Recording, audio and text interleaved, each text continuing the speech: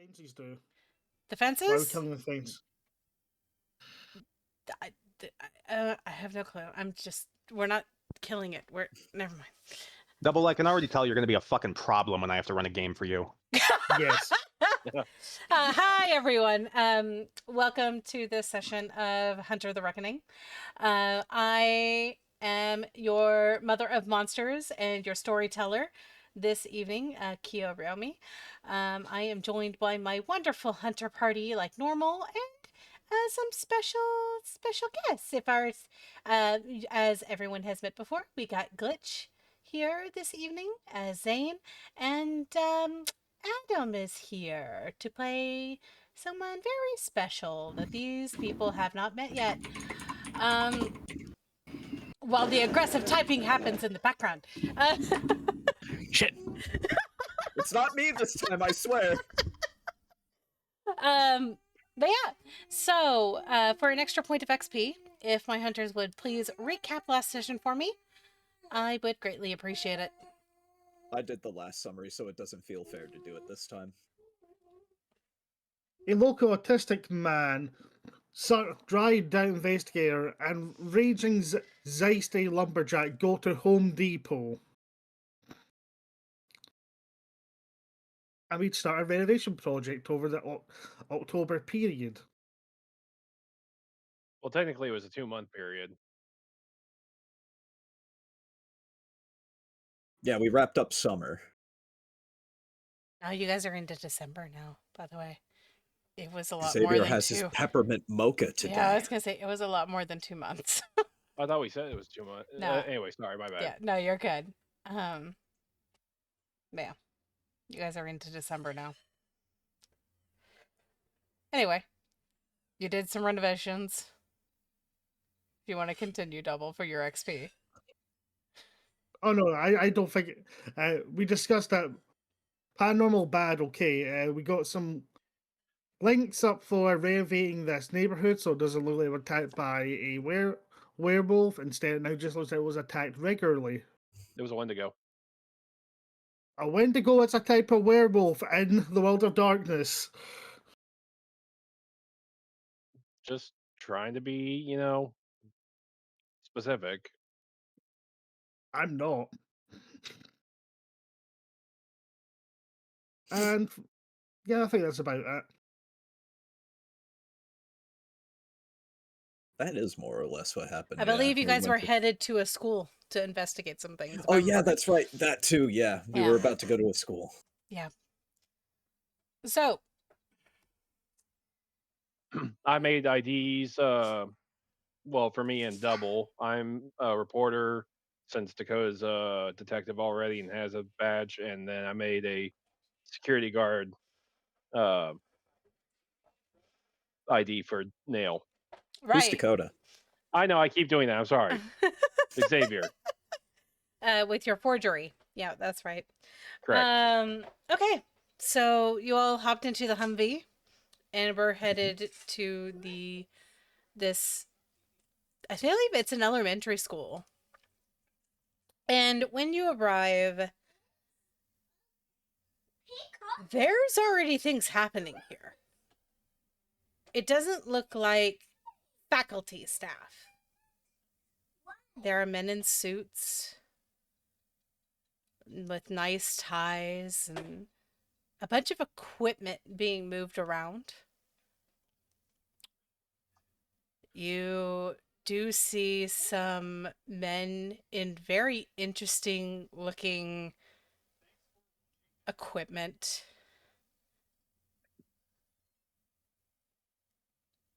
As you pull into the parking lot and you look at the school and there's guards posted up. That's odd. Seems like we're fashionably late to the party. Anybody recognize the uniforms or the of any of the personnel? Nail and Xavier, please roll me wits insight. Oh, say less. Wait, hang on, let me check something, because I have a specialty in insight. Nah, never mind. Can't use that. Well, actually, maybe I can. Can I add body language? Yes, you can. Cool.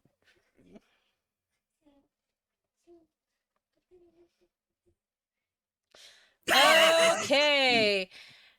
Nail.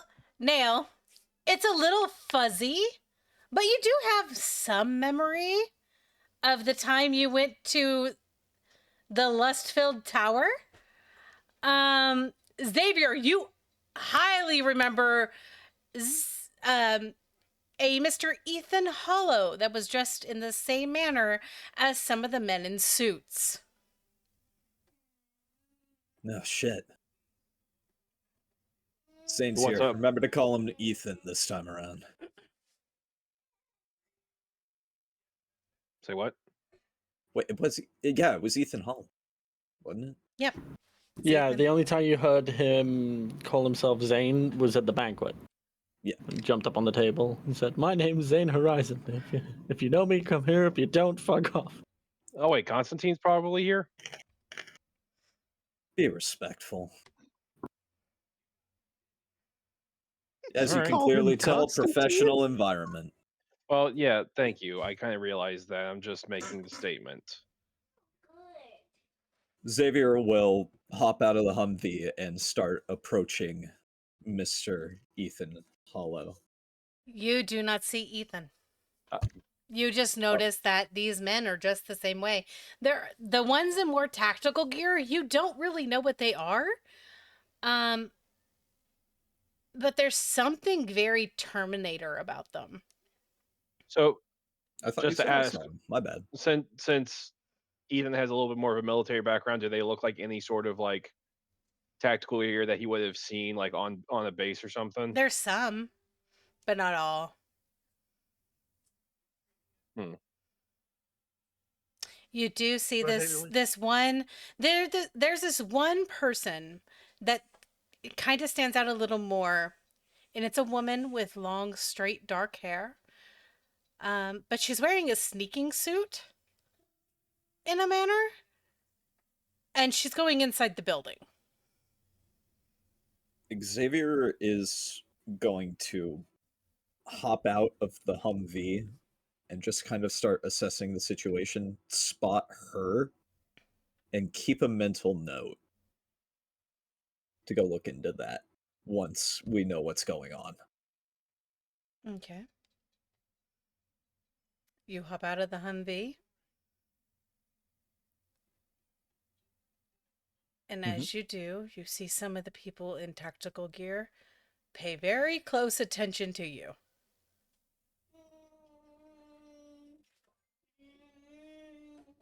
And now that you look at them, their gear is very weird. They have like a visor over their eyes.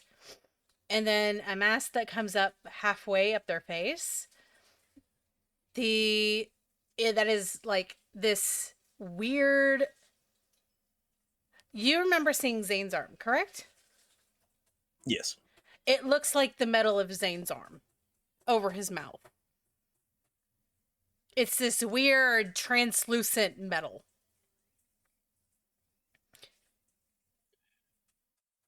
All right. And I- they don't look like they're holding any weapons. But they're paying very close attention to you as you get out of that Humvee. Didn't know it was a cyborg holiday for this party. I have a question. Hmm. Would Ethan be able to try seeing if he can't scan for any sort of like wireless signals to try connecting to any of the Are you doing that from surveillance in inside the building? Humvee? Yeah, trying to do it out of sight. Okay, you can attempt to. I want you to make it a difficulty of 4. And what would I be using for that? Well, you'll be doing intelligence technology. And if I'm trying to look for like access to any cameras or anything, can I add surveillance systems to that? I'll allow it. Difficulty is 4.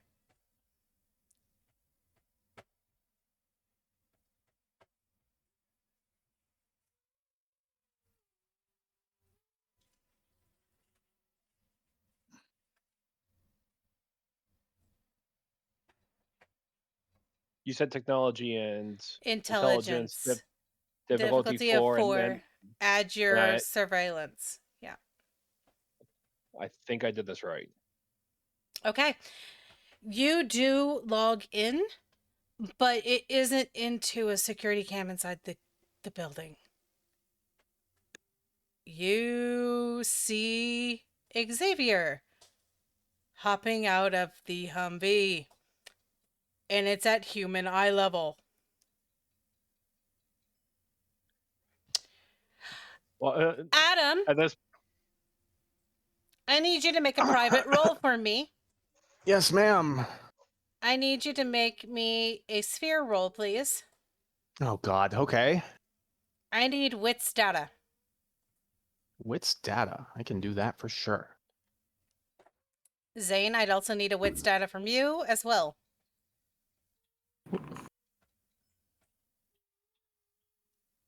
And I want you to add your arm in.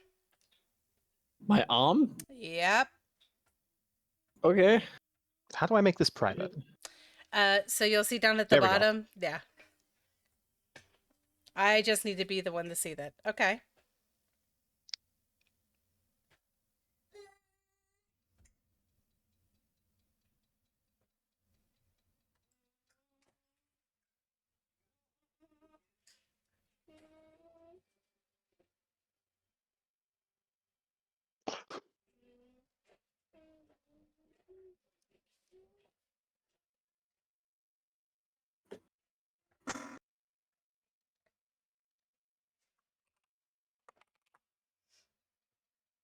All right.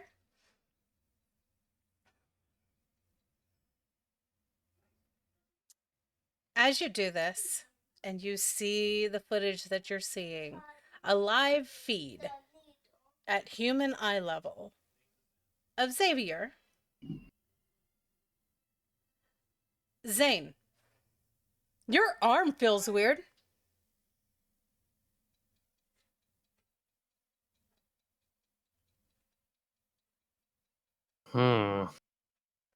Like something is wrong with their circuitry.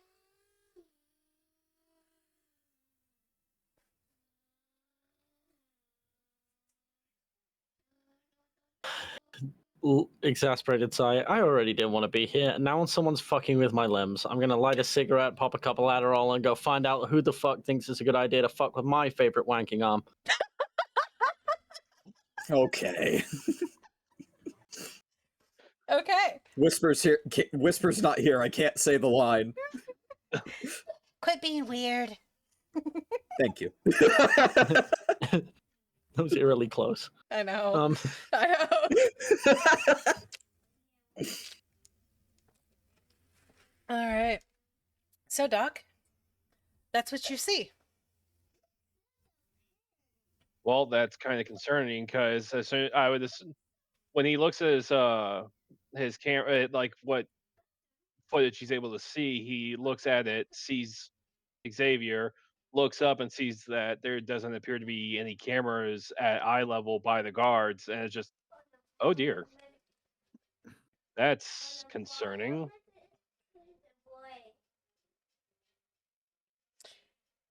I was hoping to find a internal security system, not the actual security. Xavier, the Yes. man with the metal over his mouth is approaching you. Xavier remains calm. Just kind of perks up a little bit. And I need you to roll me. And let's go with intelligence etiquette. Intelligence etiquette. Very well. Mm-hmm. Where's etiquette? Oh, there it is. Never mind. Bop. Bop. I'm going to willpower reroll Okay. because I. Oh, but have that's so willpower. good. Is it? Is it though? It's Two I get mean, two two's makes fine. it. That's at least double You're what a it was before. detective. You're used to reading body language. Mm. That man is clenching and unclenching his fist in a manner that is very hostile. Xavier puts his hands out like he's doing the I mean no harm kind of pose, and he's just like, relax. I'm here to investigate too. I'm a detective. He doesn't say anything. He keeps approaching. All right. Xavier remains calm. He knows this system too well. He's just going to let him do what he's got to do. And this man gets so close that he's chest to chest with you. And you're able to see that the metal that is covering his mouth is attached to his skin. Like it's a part of his body. And his eyes glow. 2 different colors. One of them is bright red right now.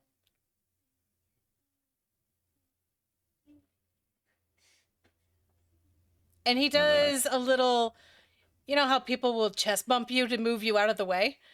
That's what Yeah. he does to you. And it's kind of rough. It sends you stumbling back a little bit. You're excused. And I am going to have to pull up the forge on another computer because I got to roll something real fast. Because I need to see how much force he puts into that bump. And I'm just going to use someone random because I didn't make this man a sheet. I can't wait for it to be a flat 0, and Xavier took a couple steps back out of kindness. Let that man save some of his ego in front of his colleagues. Somehow it's the equivalent of like a 20, and then like that stumble back throws him onto the hood. Xavier's almost 40. There's no ego left. It's just jaded apathy. Yeah.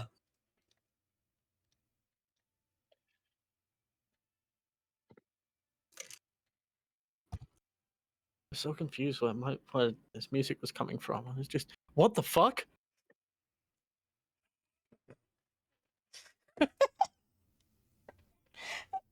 I just grabbed a sheet and subtracted Okay. die from it. Yeah. Oh, that scared the shit out of me. Yeah, no. Xavier, you go kind of a little ways back and hit the car, the Humvee, roughly when he does that. Xavier takes a deep breath. This is fine. Everything is fine. Zane, this is when you come out of the building. You pass Eve on your way out. I imagine at this point, Zane does not know she's here. And is probably so. You know what he's like on his Adderall. He comes laser focused. So probably didn't even notice her on first pass. He was too busy looking at his arm. Like, look up, see Xavier, let out an audible sigh. Do I know the guy? Like, do I know his name or his handle? You know this man's a grunt. He's a brand new grunt. One of the fresh turned. Like, he has a lot of parts replaced. He's mostly machine now.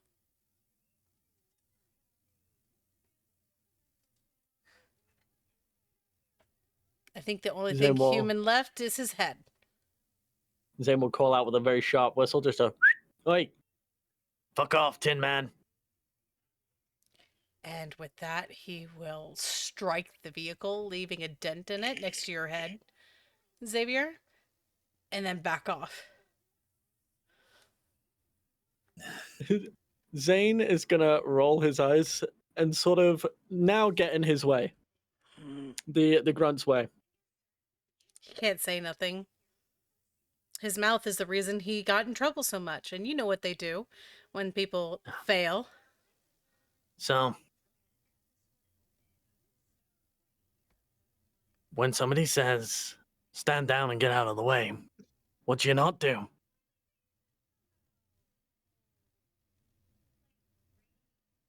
You see him clench and unclench his fingers. Yeah, you don't do that. I need you to go make sure that the shitters are all clear in there. I think we heard some strange rumblings. You're gonna have to get elbow deep. Go, now. He'll stomp off. Fucking jackass. There's a What? pleasant face at least. So, Oh, Doc, you're now seeing this vision go toward the shitters. Well, just to ask, I would assume that the shitters aren't immediately in the door. So is he able to? No, like, there's porta potties. He's made to go clean porta potties right now. yeah. yeah. Well, at yeah. that point, yeah, Ethan kind of like disconnects that camera feed at that point because it's really not relevant at that point. Mm-hmm. I was holding back on saying he disconnects the feed in case you were about to say that the grunt was heading inside. No, Zane told him to go check the porta potties for a disturbance, Mhm. aka he's gonna go clean the shitters with his bare hands. Fair enough. Yeah, Ethan would have upon seeing him heading towards the porta potties, he would have disconnected that feed. Like, yeah, he doesn't need to see that shit. Literally. Yeah.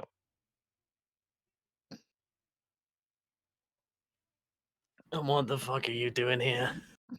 Well, you know me. Rumors of strange cult-like activity happening. Naturally, the cult expert has to show up. Just you? No, the others are here too. I think at this point Ethan would have stepped out of the SUV as well. Yeah, de-escalation. Neil comes out as well. Wow, I got the honor of all three of you. You guys are in way over your heads again. When are we not? Story of my life.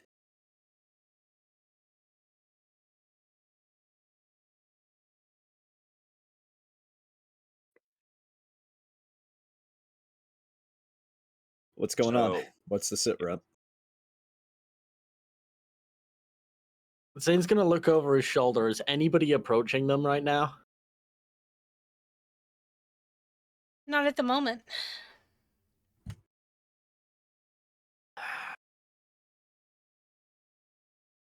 I'm only telling you this because I owe him. And gestures over to Nail.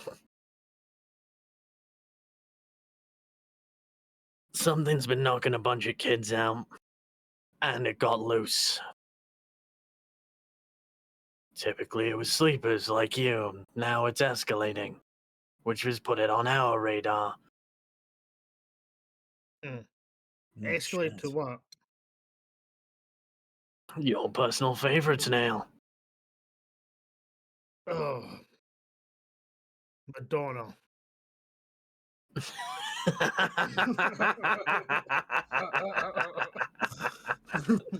I'm sorry, did you just say Madonna?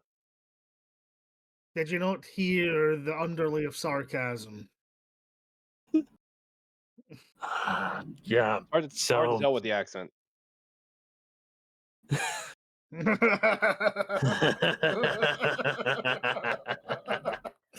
So, yeah, to prevent a small furry rampage, we're having to step in. Shit. It's a whole fucking shit show.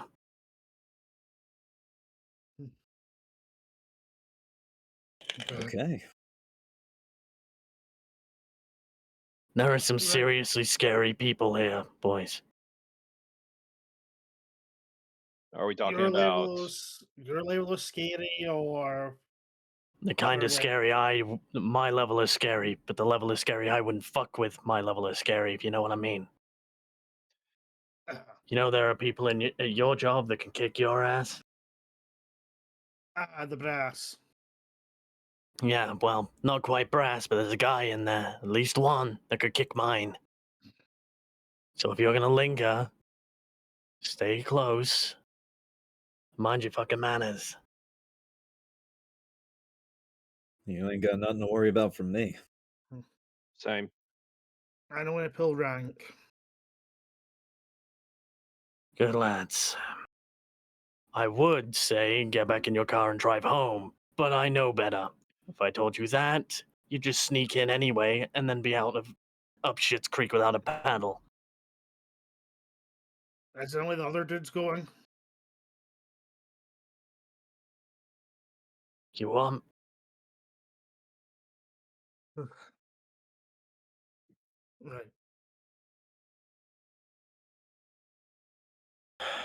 So Neil, knowing, yeah, I'm over my head, just starts looking at Xavier keenly. What? You're a detective. I mean, yeah.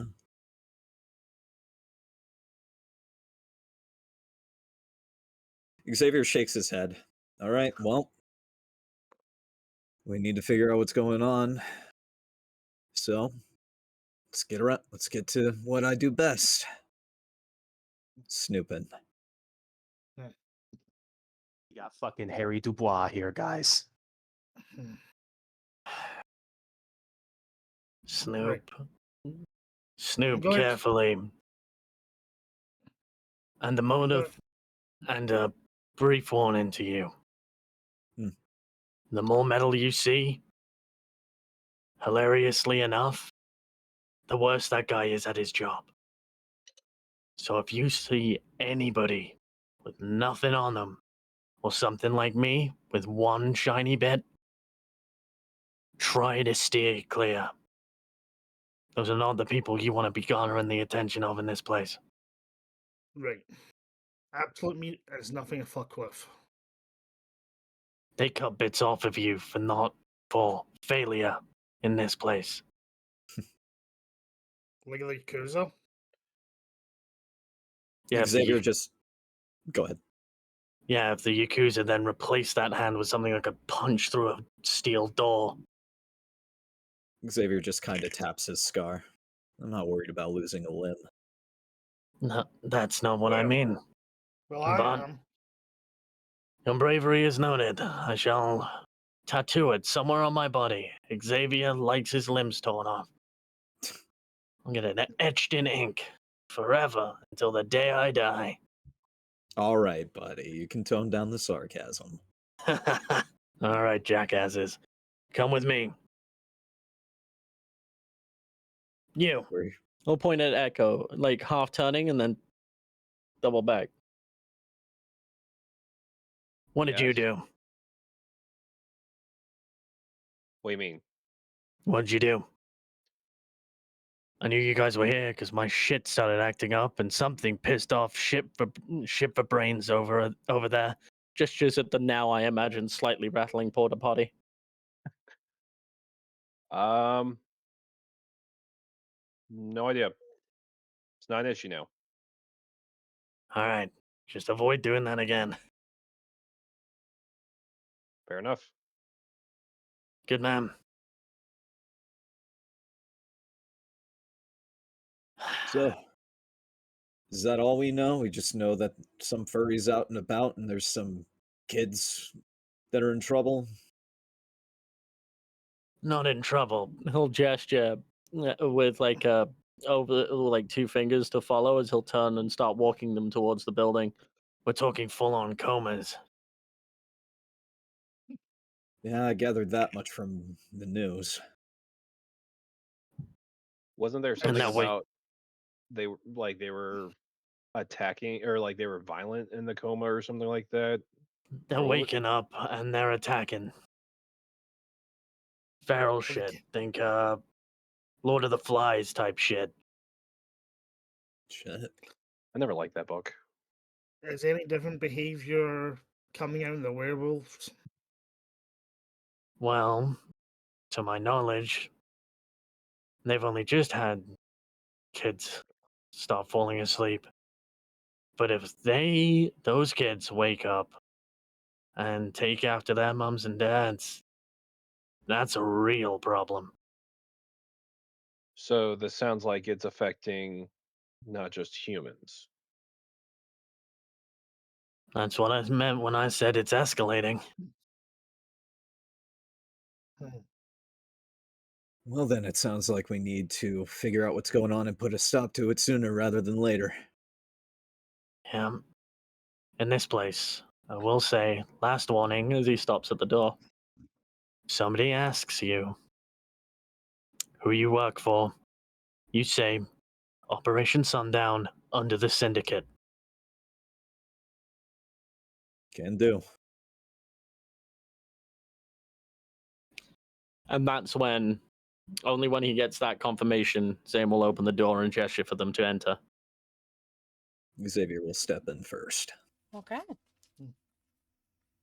You enter the school, and as you're looking around, this entryway like reminds you of just a normal school hallway, elementary school hallway. There are pictures that kids drew up on the walls as you walk. Signs that class was in session not long ago.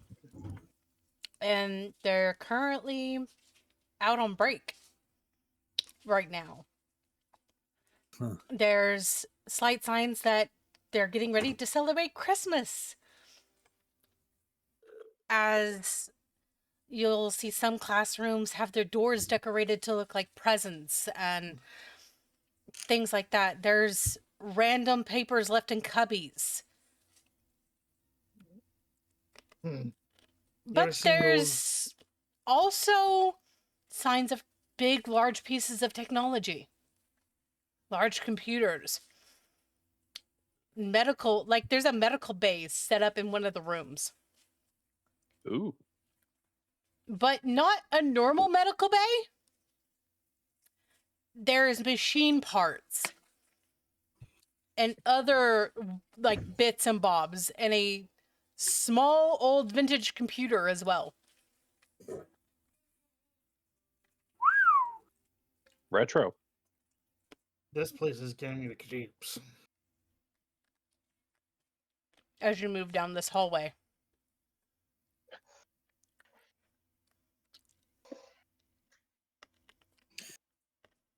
Not so holly and jolly around here. Yes, Xavier. Kids have started going comatose and started entering violent rages of fits when they wake up from it. You kidding me? These guys are happier than I saw them at the last Christmas party. Somebody here knows how to have a sense of humor. Oh, sorry, I was looking at I was distracted by the retro technology, my bad. What were, Easier Thanks. to code with. Right. So, beyond the kids, has there been any incidences reported in adults or just specifically kids? To my knowledge, none. So just Well- kids. Kind of like a violent panpiper. That's one way of putting it.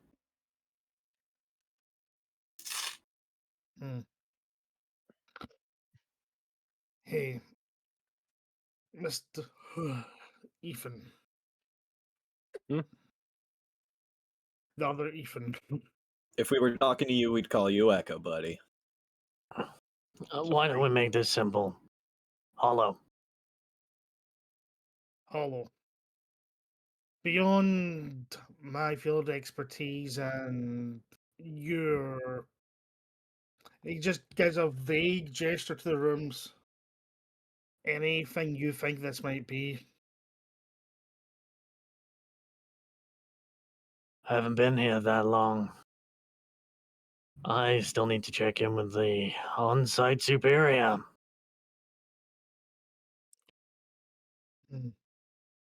If we're unlucky, he's noticed I'm late and is coming looking for me. If we're really unlucky, somebody recognized me and is walking him straight here. So perhaps maybe we should make our own luck and find him ourselves.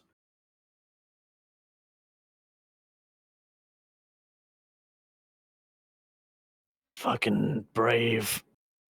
Yeah. P.O. Holt.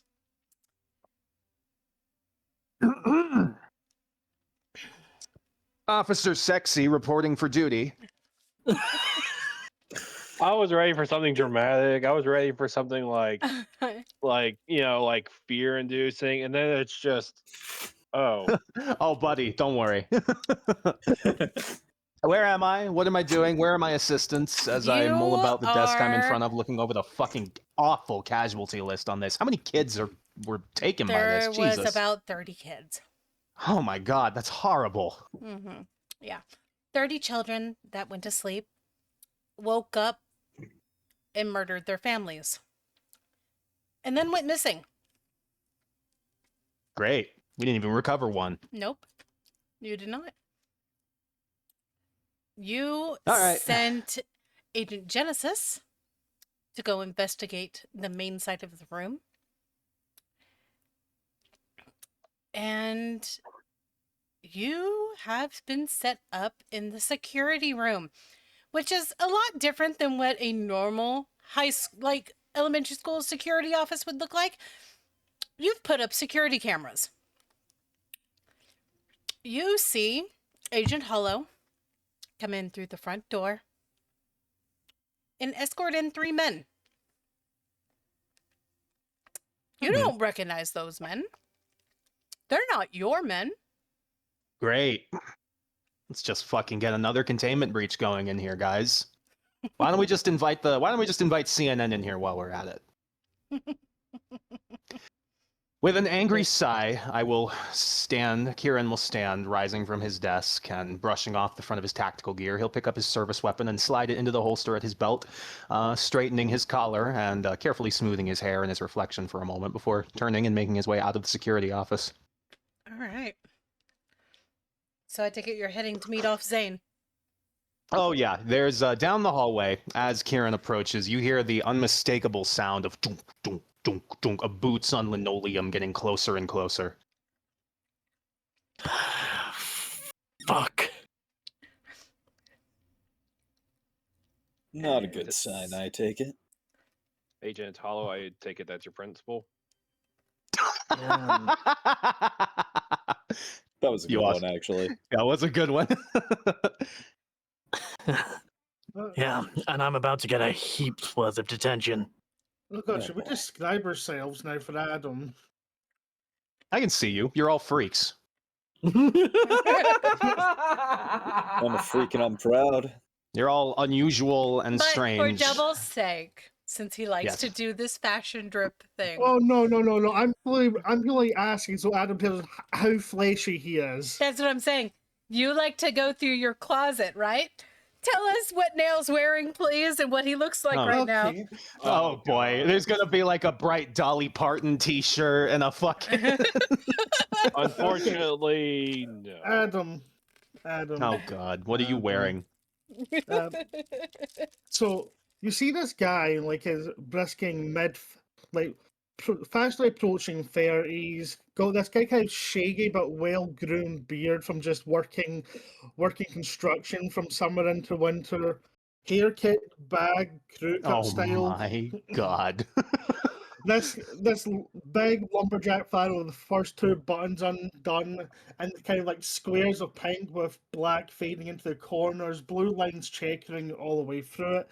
These luxury, as you can tell by the branding on it, Japanese salvage denim jeans and black offshoot with this wonderful burgundy Solitaire work boots, as well as belt with pops of deep red against black. Sporting on a kind of more like a traditional leather style, I forgot the word you call it, not a bandolier, what you use for weapon strap, I forgot the term, of the same kind of leather. You see this M4 pistolized personal defense weapon relaxed. I'm very... I can tell Double loves fashion so fucking much just from that one monologue alone. Yeah. Yeah. Oh, you should have heard his shopping spree last session. Oh, Jesus. No, you're both shipping here for season 1. Stepping forward out of the darkness is a man. He's tall, probably about 6'2", with broad shoulders, a muscular build. He's probably got like a Marine or a soldier's build, I would say. He has short, cropped blonde hair swept over the side of his head, with bright blue eyes, square jaw, and a hint of stubble. He's very classically handsome. Dressed in tactical gear, simple tack pants and combat boots that he stuffed the end of his pants down into, with a large combat vest on his front, and a service weapon held in his that he's sort of fiddling with his other hand as he approaches, his eyes drifting over the group of hunters in front of him. He stops when he sees you, Nail, and you see there's a moment of visible, almost confusion. As he kind of turns his head up and down in consideration, stops on the bright pink, stops on the bright magenta plaid, and then looks over at the rest of you. First of all, before we get started here, boys, what the hell are you wearing? Who are these people? This would be a nice flannel. These would be raw silver cheap, Big Jones, and some solo beers imported directly from England. Xavier's gonna hold a hand up to shut Nail up. You see Kieran blink slowly and contemplatively as he looks at Zane and says, "Are you recruiting?" Zane you looks so tired already. So I see you're recruiting deranged Wisconsinites from the cornfields for your missions now, as he kind of waves his right hand at the crowd of three with him. Oh, Boys, From Wyoming. hey, no judgment here. I'm from Nebraska. He places a hand to his chest and smiles at you, Xavier. Xavier's gonna hold a hand out as a gesture of a handshake. He does. Xavier- He shakes your hand. Xavier Travis Washington, with Operation Sundown under the Syndicate. I'm dimly aware of who you are. Field Officer and Senior Auditor Kieran Holt of the New World Order of the Technocracy of the Technocratic Union. He goes and he moves in front of you, Echo, and extends a hand to shake it. What was that? Technocracy. The Technocratic Union, the Technocracy. Technocratic Union, that thing. Yeah. I heard Shake hands. technocracy. It's both. They're the same thing. Okay. I noticed the technology that you all have. It's impressive. Indeed it is. The power of science, my friend. The power of science, reason, and the immiscible human spirit, and the power of spite can combine together to make things mankind could never have dreamed of before the age of reason hit our streets. Pleasure to meet you. Pleasure to meet you too. I was alerted dimly to an attempt at a breach of our security systems from outside. He smiles at you, Echo, and it doesn't quite reach his eyes. Was that you? In fairness, I was attempting to see if the building had security. Repurposed, reorganized, arranged down into something a little bit more usable for us here. You understand the need for OPSEC. Can't exactly be routing things on a public channel, but I will commend you for your capability of getting through double-layer encryption like that.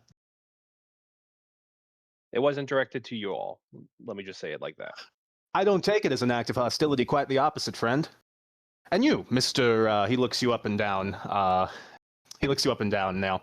Mr. People of Walmart.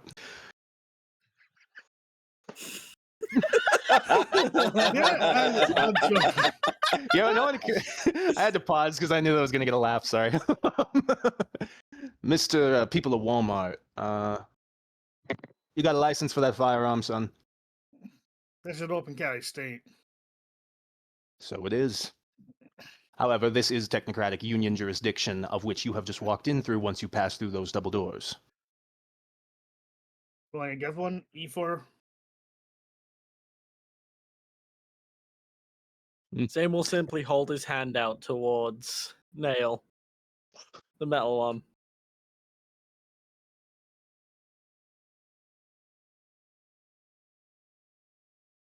Zane, Ethan, sorry, Agent Hollow. Who the hell are these people? These are, as they like to call it, as the gun is not put in his hands, Zane is going to gesture at the gun and beckon him to hand it over with his fingers. Oh no, let him keep it. We're probably going to need it. If you Okay, insist, after seeing this, Neil's hands aren't going for that gun. They're clearly going behind his gun for a concealed carry under the shirt.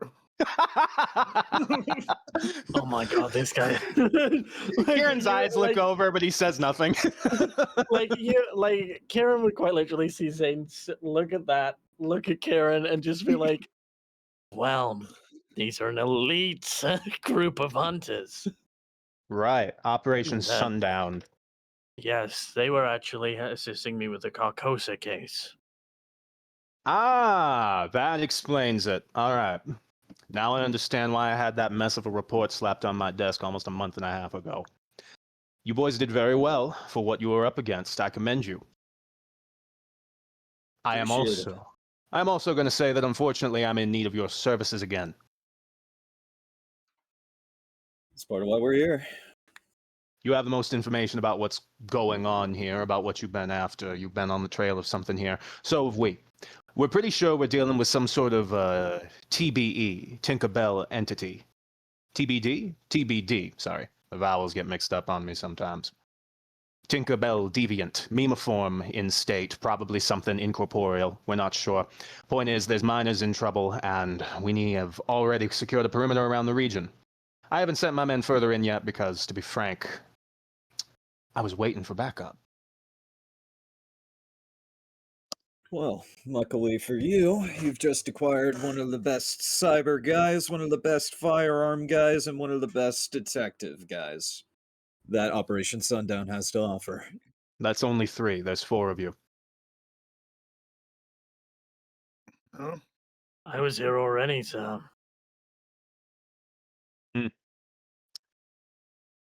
Zane, are they Word. good? I mean, Damn that one's good. good. He nods at Echo.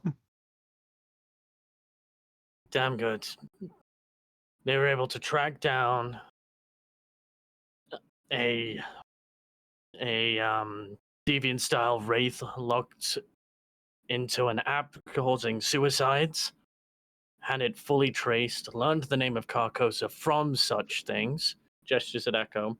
Then, following that investigation with very loose breadcrumbs, led me to another one of Carcosa's meat creations, a red unicorn, in which case not only did they dispatch it, but they covered it over as insane lunatic cult activity of a mass horse butchery and barn burning. Yeah, that wasn't the cleanest cover story, but it worked, so. Well, compared to our standards, they're amateurs. Compared to our standards, they're ants, Mr. Hollow, but they're very capable ants. Probably some of the best ants I've ever seen in the Force. He smiles at you, which kind of seems to indicate that he means it as a joke, but that's not clear.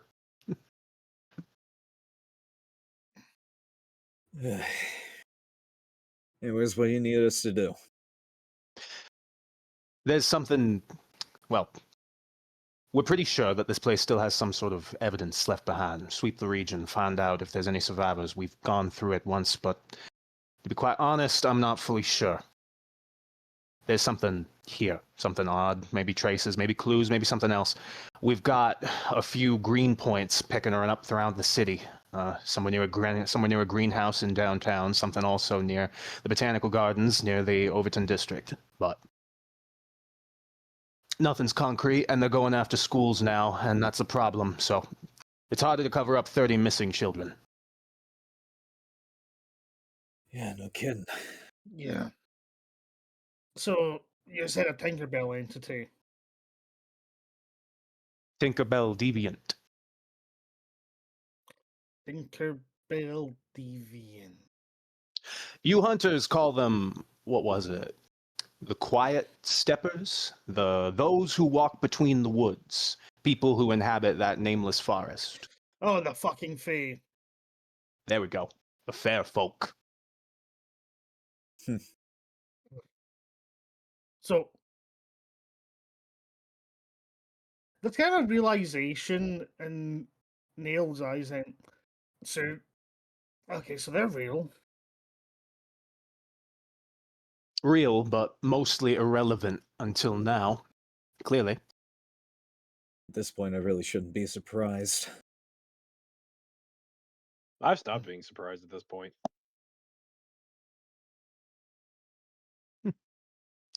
Hang on to that surprise. It'll be useful. Don't lose your whimsy, Echo. Apathy leads to lack of care, and lack of care leads to tripping over. Oh, I care. No, don't get me wrong. I care. It's just the fact that I've stopped being surprised at the fact that I'm surprised at what we've been hearing. Zane's gonna I've put just on his kind- aviators. As fun as it is to talk about the whimsy and wonder we all still have and do not have, maybe we should continue on to the crime scene. Indeed. That's true. There's 30 missing children out there, and that means, at minimum, 60 grieving parents. Well, they've been killing the parents, sir. You see his jaw tighten a hairline just a moment. And it has also expanded on beyond sleeper children. The recent reports I read on the way over lead us to believe that the Lupine's kids are being affected now. The Lupine werewolf deviants. I guess that problem will take care of itself then. Let's focus on Well- humanity here, Mr. Hollow. But the thing is, is if these kids are waking up in a feral rage. Have you read the dossier on the werewolves? My understanding of the Garrow is that they spend their time isolated away from society. Not so much the case in this city, I found out. Hmm. You all actually work here? He looks up at the rest of you. What a shithole. Oh, absolute shithole. Regret coming back. I can't complain. It keeps me busy. Ethan actually does live. If I remember correctly, Ethan does live over in Nashville. He just kind of like shrugs, like it's Tennessee.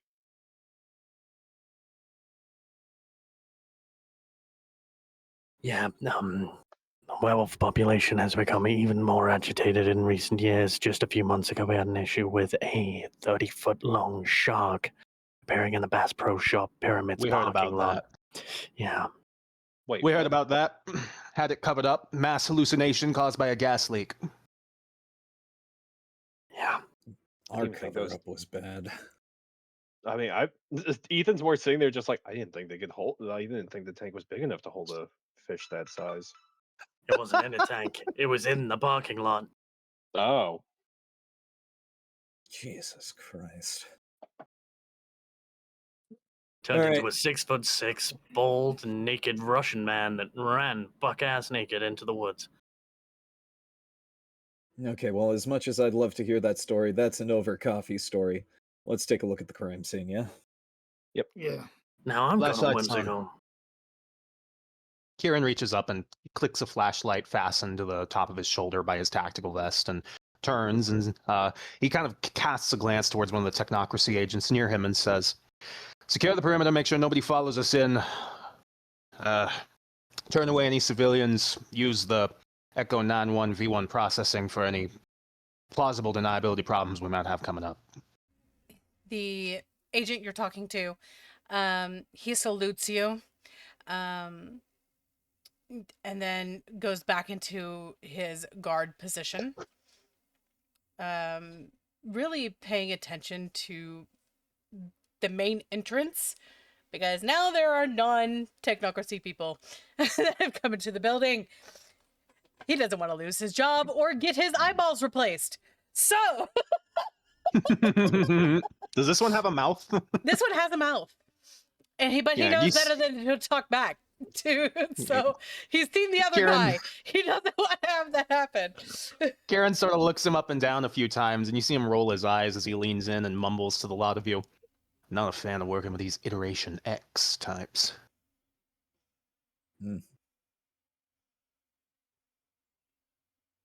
Yeah. which ones are you a fan of?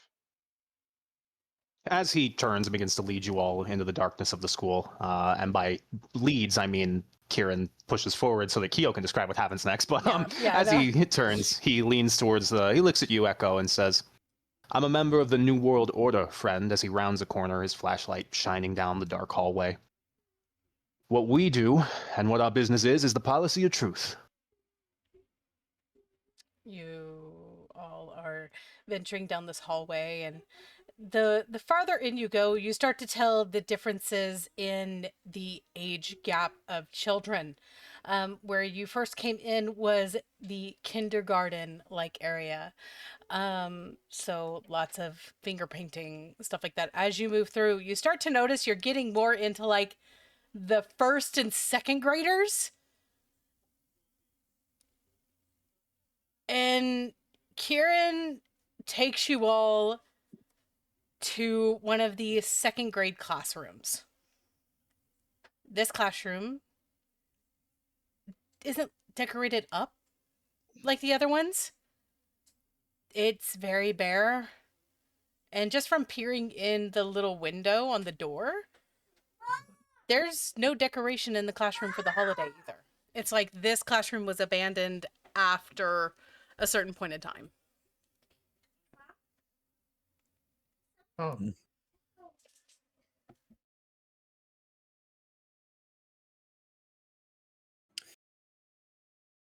Were all Interesting. were all the missing children all from the same class? Yes.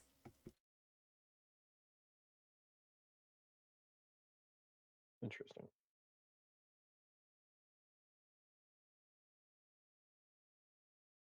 A little bit jarring, actually, looking at a classroom with no decoration.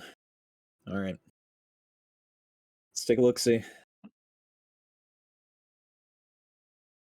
And you open this door, and inside the classroom, you see the woman in the sneak suit from earlier. Long dark hair, a slender figure.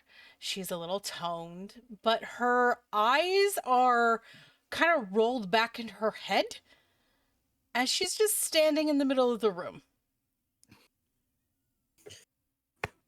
she's Wasn't the not Blair one of Witch? yours, is she? What in the Blair Witch? Friend of yours? Are you addressing Kieran? Yeah. He's not really paying attention, you notice, when you enter the room. His attention is fixated instead on the walls, the chalkboard. He seems more like he's just casually touring a school more than he's investigating a crime scene. When you say that, his head snaps up and he looks over at you as he glances up and sees the lady in the center of the room and says, "Oh my god, Genesis, knock it off." And you'll see her come too. Sorry. I was doing the timey-wimey bullshit that you like to call it, sir. Timey-wimey, he says, almost slowly and in a rebuking tone. Timey-wimey is a term used by traditions in order to describe things that they do not understand. What I you know were that, doing, sir. what you were doing, he repeats, and you see his teeth clench, was called post-cognitive metaperception. Do you understand? Yes, sir. Understood. Well Is done. that Doctor Who reference? I was looking for a variable, sir. Well, these, as he gestures to the hunters, his wonderful crop of hunters who he adores so dearly, Mm. are And our freelance help. She Why don't you will enlighten them? She will turn to face you all, and she'll look over your faces, and then she will lock eyes with Mr. Hollow. Like a Scott Pilgrim scene. Hopefully she doesn't jump out the window. Anime music playing. And who are these people? Oh, that hurts. The Wibbly Wobbly. Gentlemen, this is my lovely field lieutenant and sergeant. Her code name is Genesis. I'd appreciate it if you addressed her as such while we're on the job. Technically, you should be calling me Monolith, but I don't care much for that. Of course not, sir. And you all should be calling me Jackal, but no one's calling me Jackal. No, just because Hollow's nicer. Isn't that right, Ethan? Hey there, Jen. Hey there, Hollow. While those two catch up, boys, let's look around. Understood. Say less. He seems to recognize there's a tension and seems to try to divert the hunters Right. away from it. Sir, before you begin, you need to know they all hit their desks at once. Xavier kind of turns to at hearing that.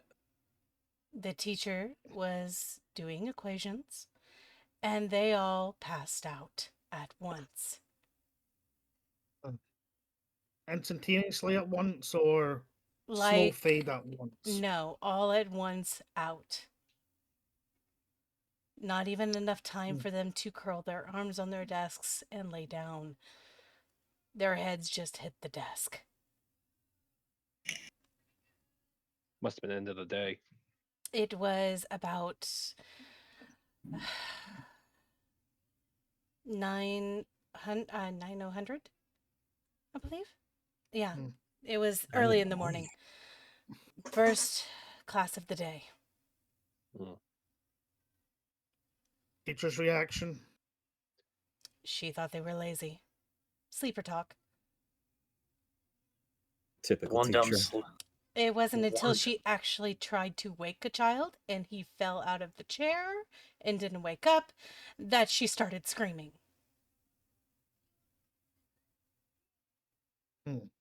Nassau, but nothing paranormal. I feel like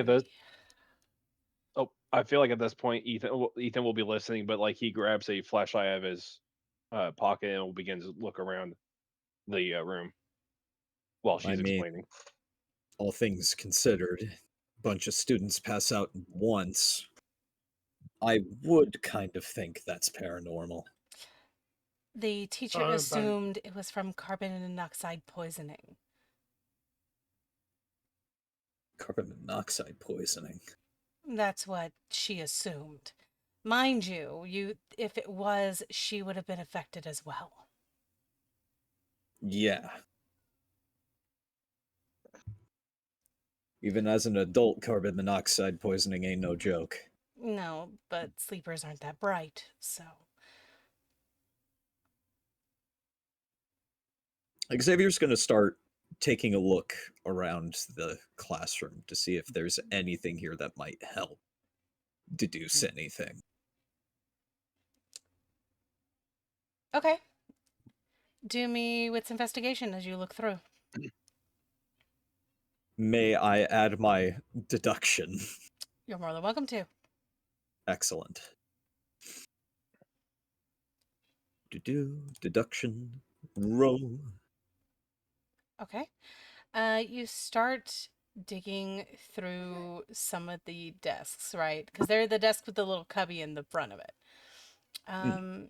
You find some coloring boxes, like boxes filled with colored pencils and supplies, and a worksheet on the Salem witch trials. Huh. I don't. Fascinating. Sir, do we have the names of the students? Database 1. Go check them. Thank you. Find that teacher, too. Anything on her. I want to make sure we got a hold of her before she got too far. Of course. I'll start looking into it. And she will walk by Hollow. Would you like to come with me? Or are you going to be babysitting? I actually need to fill you in and our fearless leader over there on the specifics of these three while they investigate. Understood. But we can go have that little chat first if you so wish. Of course. It's been a while since I've seen you, and I'd like to catch up. Yeah. Been up to some stuff. Oh, yeah? You'll have to fill me in. He'll hold the door open for her, And she will walk right out. quietly cursing the hunters to put him in this position, All and he will follow her out. right. So, is there anything else you would like it to look into in the classroom? I mean, at this point, Ethan's looking for any points of entry because at this point, Ethan is thinking that if it's anything paranormal, there might not be traces of it. But if there's anything physical that got into the room, he's checking like corners and stuff like that, looking for any sort of Okay. like evidence. Okay. With survival. With survival? Mm-hmm. Where's survival? There's survival. Okay. There are lots of points of entrance in this room. There's windows, there's doors. There is a ventilation vent up at the top of the room, but you can't see any point of entry. Like no broken windows, no broken locks, no broken doors. And is the vent like screwed in? Yeah, the vent's screwed in.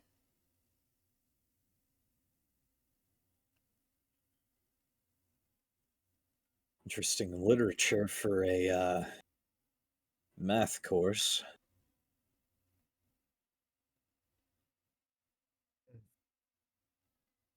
Ethan doesn't know much about the Fae.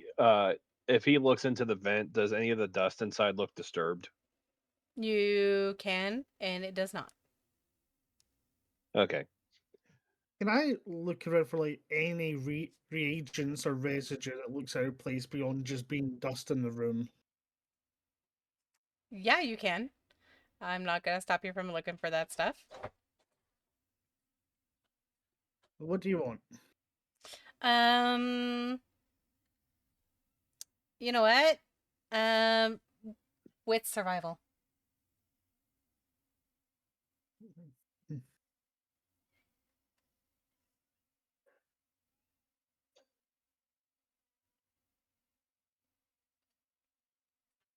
Okay. Neil, you're looking for any residue or anything. You don't see any residue, but you do find a single strand of hair. Hmm. It's small, thin, fine, and it's black in color.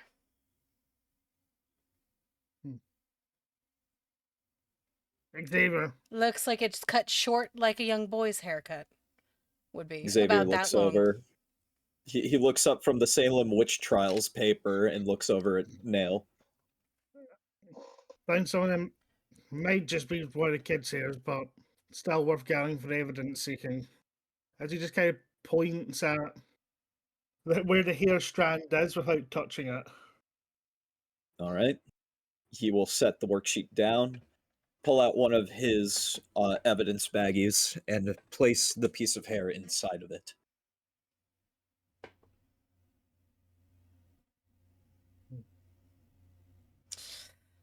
Right. What about you, Echo? Any read? I mean, there's no broken windows. The door lock's fine. They mentioned something Fae related. I'm not entirely sure if there's a chance that they could get through, vents or anything of that sort. But every single airway and such into the room doesn't appear like it was broken into. So All I've got is a worksheet about the Salem witch trials. So, Hmm. Xavier, you're the Yes. detective. Mhm. I am going to have you roll me intelligence occult and then add 2. Intelligence occult, add 2. Mm-hmm. Would I add my specialty in cults? No. Okay. Actually, yes. Add that in. Ooh! Add that in. Because this doesn't have to do with anything in the room. This has to do with the worksheet. Okay, add 2 plus my cults. Yes. No, just okay. Yeah. Okay. So you're thinking about it. You're picking up the strand of hair. You go back and you look at the worksheet again. A lot of the Salem witch trials stuff was about witch hunts. There is a section on this worksheet that talks about folklore. And there's horrible child's penmanship in that spot. And you just see the word children written out in chicken scratch. The other section where you're trying to make out what it's saying doesn't make any sense because it's child's chicken scratch. Nail, you have the mind of a child. Can you read this? I was about to ask you. But we're not here to bicker, we're here to be professionals. No, he's right. I lived with Marines half my life. Let me see it. All I can see is children, and Xavier will hand over the sheet. There's also, strangely, stuff about folklore, not anything to do with the witch stuff itself. Okay, I'm going to try and make out chicken scratchings. Okay. Roll me. You know what? We're gonna do an academics roll. Roll me wits academics. Difficulty 2, because it's a child's handwriting. Now, would you like to re-roll? No, sure. But no, that doesn't say Panda Express. Please, for the love of God. Okay. You squint at this writing where it says the word children, and in front of it, you're able to make out the word black and the word eye. Black eye. Is it a comma? You can't tell. The S is off the page a little bit up high. You can't really tell. You can't really tell. Like, this kid was trying to write straight and he failed. God. Even this shit's worse than your coding. The only thing I can make is black-eyed children. Xavier will pull out his detective's notebook and start writing down some stuff that they have found so far. Okay. Didn't the report say something about black eyes? It did, didn't it?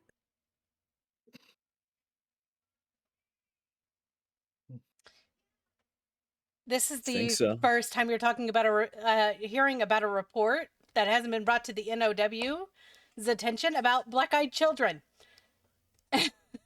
Adam. Who's Adam? There's only Kieran.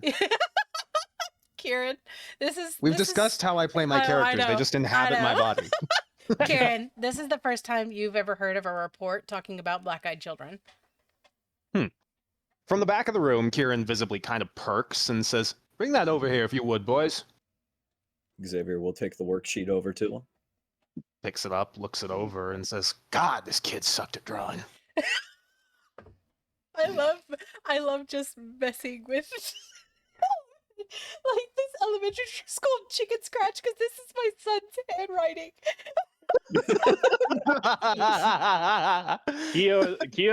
Keo's right now just like, all right, I need you to do some stuff for me. I need you to make some props for us to use. Fix up paper. Child labor. Atlas, I need you to write black-eyed children really big on a piece of paper. Just tell him, Atlas, I need you to pretend you're possessed by a demon and then go from there. Keo, this is really, really good. Bad handwriting. No, it's my son's. It's my son's. The funny thing, Atlas It's writes so better than the immersive. rest of his colleagues in his class. Wait, I also like the idea Okay. of just like, Atlas, I need you to pretend like you're being possessed by a demon. Atlas proceeds to not change any habits for the rest of the week. Yeah, he's just completely normal. He turns and says a random date in the year 2083 and then just goes back to normal. Anyway, Kieran looks at the paper he's been handed, and you see his brow kind of furrow several times as he looks up and down it, and he sort of pulls the sheet back and wraps it with his knuckles. "Here we go. Good work. Evidence, hard, solid evidence. That's what we've been looking for, and what we haven't found until now." Xavier looks proud of himself. It's kind of clear that from the way he's talking, he intends to butter you up a little. As he then kind of looks at the rest of you and says, "Any experience with these things, gentlemen?" Black-eyed children or Yeah, finding children evidence. or What? I mean, Black-eyed what children or finding evidence? I mean, what are you asking? What do you mean by these things specifically? We call these RDEs, reality deviant entities, organisms influenced and controlled by something else. These kids all dropped at the same time. They all fell at the same time. The teacher wasn't affected, so whatever came here... Jesus Christ, whatever came here wanted the kids. I think there's something we're glancing over, Field Commander. Enlighten me. This evident. Well, a kid wrote this before they all collapsed. I mean, it was been working for some time before the incident. You said this was a math class? He looks over at whoever figured that out. He's mean, out of look the at the- room. Oh shit, she's I was gone. gonna say. He looks up and says, "Oh, she's gone." I heard something about equations and then pulled this worksheet out, and this has nothing to do with math. This is Salem witch trial lore. Interesting. So, second graders only hang at one classroom. They don't change classes. Yeah, I was going to say that. I was going to say that character. In too. my defense, Yeah. when I was in second grade, we did. I was not reading about the Salem witch trial in second grade. I did. I didn't. I did. You It was went to an odd Halloween. school then. Yeah. Okay, that's fair. But it's not Halloween now, is it? No, it's not. It's Christmas time. The date on that paper is from October. What's to be fair, is we there? learned about a family of cannibals that lived across the highway and used to kill merchants to eat them in second grade. What kind of school did you guys go to? Look, Glasgow. Going That back, explains it. going Public back on school. subject though, like thinking Anyway. about that, I can't the remember a thing- thing from year 2. I'm gonna be real. the thing about like looking at or having looked at the paperwork, it says that's from October, which means that. Wait, was the event of all the kids disappearing back in the October, or was it recent here in December? no, it was in October. Oh, So it's been a couple months. The imagery on this yeah. drawing. Hence why the classroom doesn't have any holiday decorations in it. The imagery on this drawing, Keo, is it violent? Yeah, it is. Like this would warrant a trip to a child psychologist violent. You see, it's a roughly drawn picture of a stake with a person tied to it. Okay, yeah. All right, yeah. So- my so child what was drawing a woman being burned at the stake. I'd be like, Yeah. we're going to get therapy right now. Yeah. Children and their imaginations.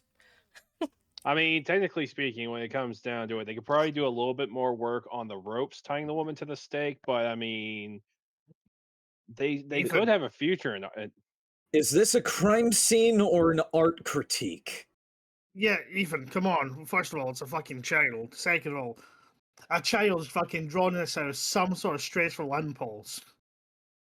Well, the biggest question that comes to mind when thinking of this drawing is that the child drew this like before they passed or before they hit the table with all the rest of the children, which means that the teacher was unaware of what was happening.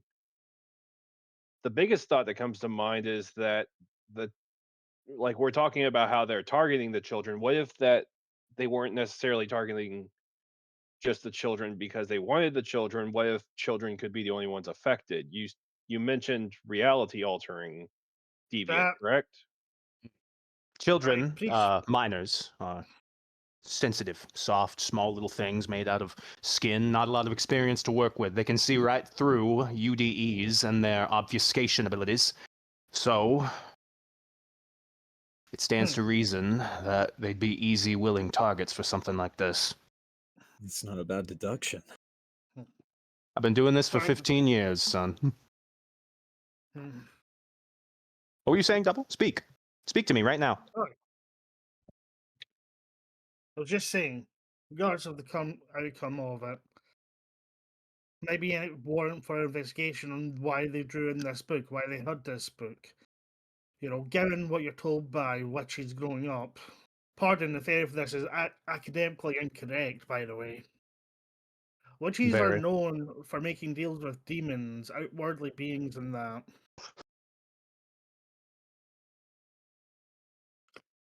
Might be Kieran- colonization or just happenstance that's in this book. When you say the word witch, Kieran's eyes kind of furrow for a moment, and you see his jaw set once more as he crumples the paper up and just kind of halfway tosses it towards Xavier. Xavier takes it again. I'm getting a theory, but I don't quite like it. Fan out, let's search the area. Look for stragglers, survivors, anyone we might have missed. Especially if you can get your hands on one of those kids. Do not kill it. You understand? Aye, aye, Captain. Xavier will pull a flashlight out of his jacket, leave the room, and start looking around. Okay, so we're gonna set this here for now, and we're gonna pan over to Zane and Genesis. Kieran drowns himself in the water fountain. My God, the man's thirsty. He doesn't need to drown himself. I'll be there in 5. You could not drown him if you tried, and you know this. Oh, I could get the jump on him. I'm pretty dexterous. Oh, is it him or is it one of his duplicates, buddy? Fuck. Anyway, as Kieran drowns himself in the water fountain, the camera pans over. So, you're walking down the hallway to go to the office that Kieran had inhabited before.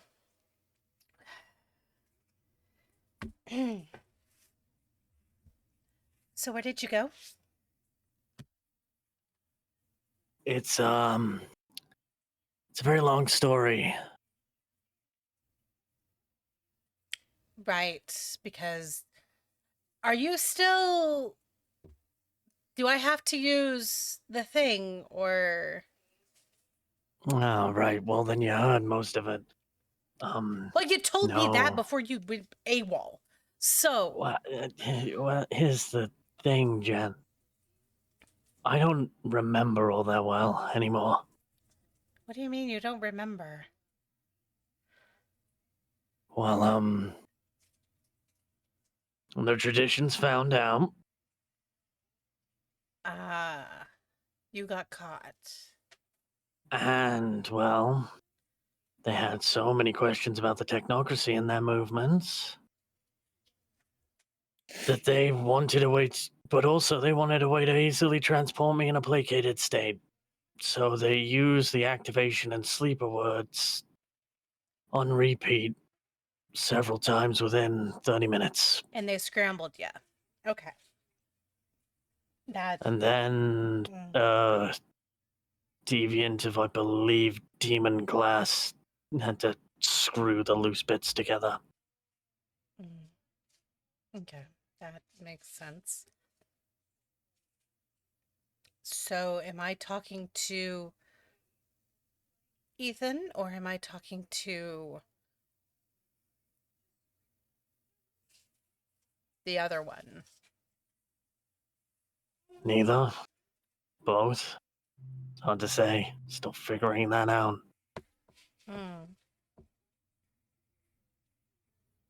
You know, you normally don't call me Genesis. Why are you calling me Jen? Because I didn't want to tell those pesky hunters your actual name, Eve. Oh, that makes sense.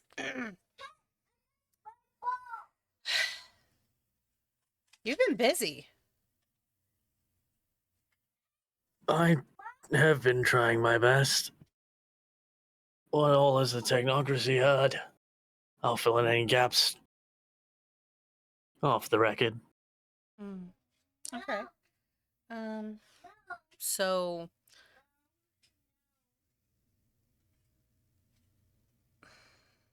Then we're still good, yeah?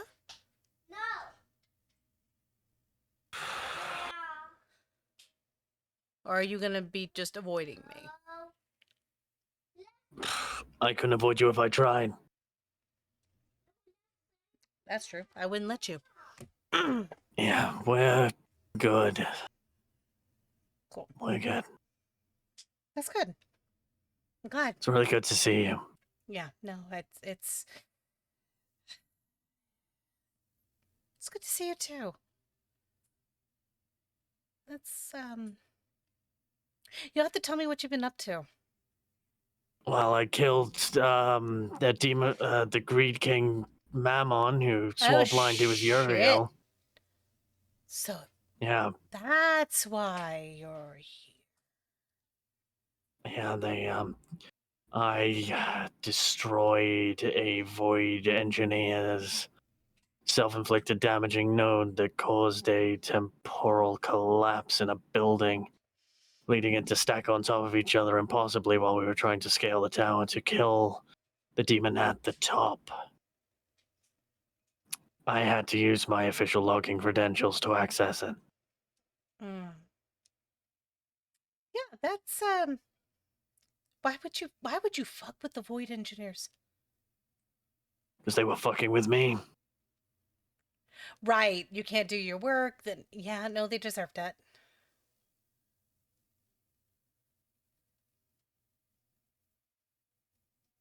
Well, if it makes you feel any better about it, they all lived.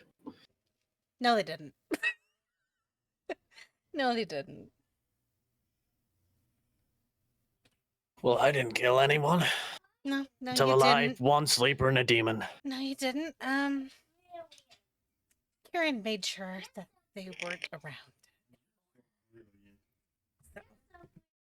Yeah, well, couldn't exactly continue playing hooky anymore because of him. No. It's also why I'm here.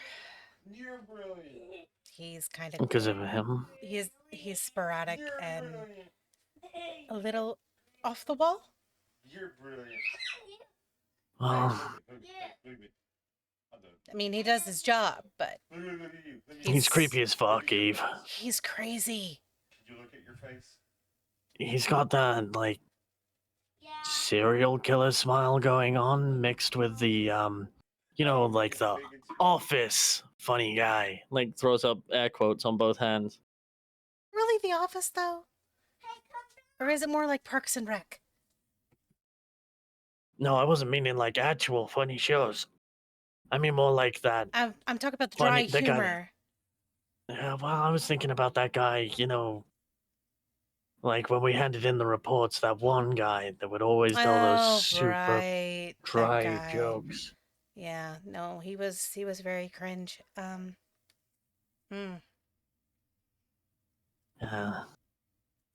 That's rough. How much did I tell you of the other guy? Not a lot. You told me to avoid him. And I'm glad for it. Well, because he was kind of he got- creepy. he got married. Oh. Raise his left hand and reveal the wedding band. Ooh.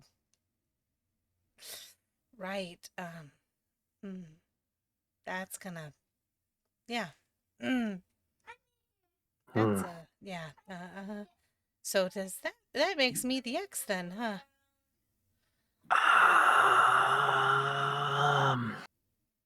You whore.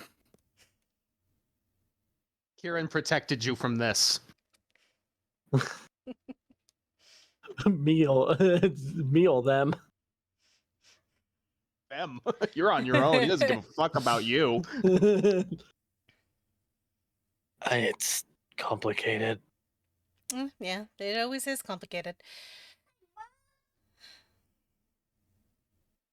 You never did make things easy. Hence why you lost your eye and your arm. And why I have bio-augmentations. So... We agreed that once my arm went, we couldn't... Yeah. But, yeah. Well... Shit happens. One way of putting it. You read anything into that, Carcosa case? Oh, no, I've been following it closely. How do you think I've been reporting on the shit you guys have been doing? So that's... Nice yeah. manticore fight, by the way. Yeah. Didn't ever think about throwing a car at it. Well, You nobody didn't ever does, but... leave anything for me to take, though. Well, it's technically still down there. Yeah, but you guys took the fun bits. Yeah. Turned it into a nice jacket. It's in the orange Hummer outside. I wasn't talking about the jacket. I was talking about the heart that your wife... It's made out of mage. Yeah, ripped out of its chest. cavity. Yeah. It's a human heart filled with life life essence. Hmm. Several of the spheres involved lined up with those who call themselves Verbena. Interesting. Sounds messy. It was. Now Well, it's a coat. the sooner we find the rogue progenitor, the better.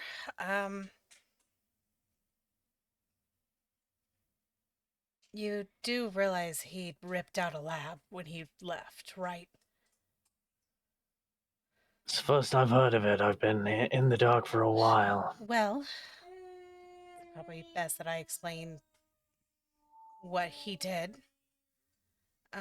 When he went rogue, he was in an underground facility that was researching on what the traditionalists call avatars.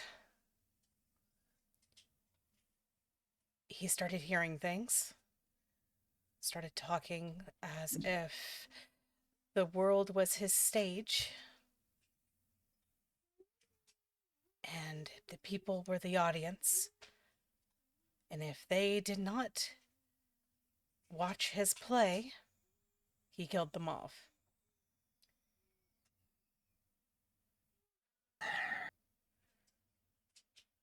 I'm exhausted already. Yeah, it gets weirder.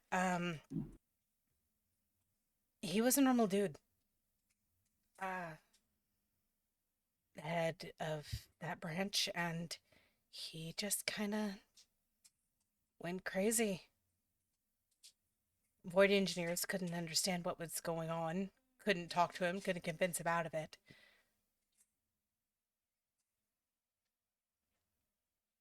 The NOW, of course, they do what they do best and cover up the mess and blame it on something else.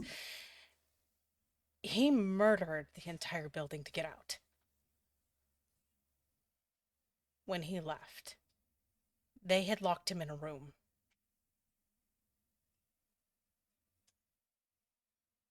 Yeah, well, when has it ever locking one of us in a room done anything to stop them? The thing It's is, fucking stupid. The thing is he didn't touch anyone when he was escaping.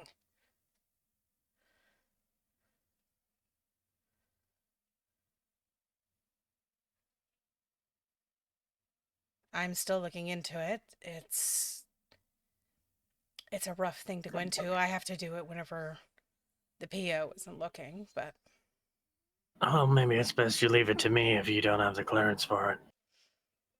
what do you mean I don't have the clearance for it? I'm just as good as you are, if not better. You are? Well, you're differently abled. But, That's right. The I PO's am the breathing person down. to be able to get into tight spots and see things that you can't. But then Yes, again, but you when it probably comes- have someone to do that for you now. Full on, like, look out the window, like, okay,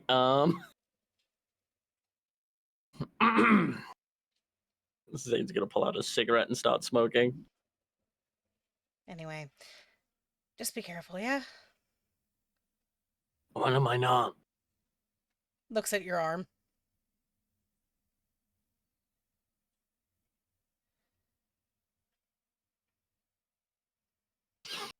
That doesn't count. Doesn't it, though?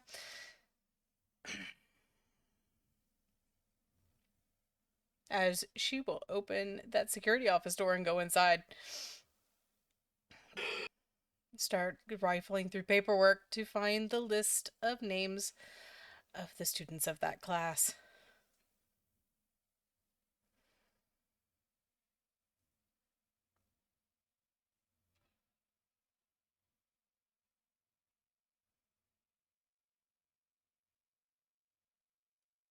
Yeah, then call me by the other guy's name now. And what's the other guy's name? Jane Horizon. And what do you want me to call you? Whatever works best for you. That's not what I asked. It isn't what I want to call you. This is a you thing, man. Yeah, well, Or I can don't know what you... I am right now, so I'll Well, answer to whatever and correct you one day. that has to be rough. Yeah, well, it is what it is. To my knowledge, I apparently did it to myself, so... You did it to yourself. Well, not trusting the demon to stick my mind-fucked brain back together, or spam the fucking activation code in my ear several times over.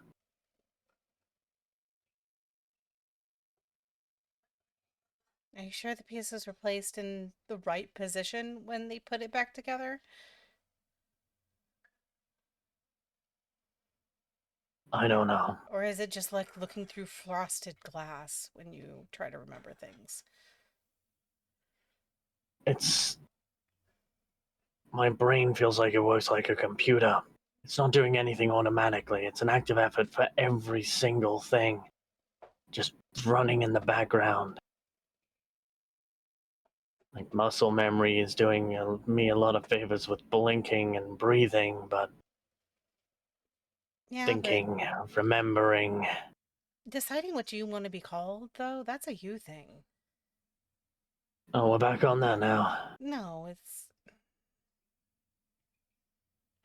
I'm just trying to understand what happened to the guy I fell in love with, so...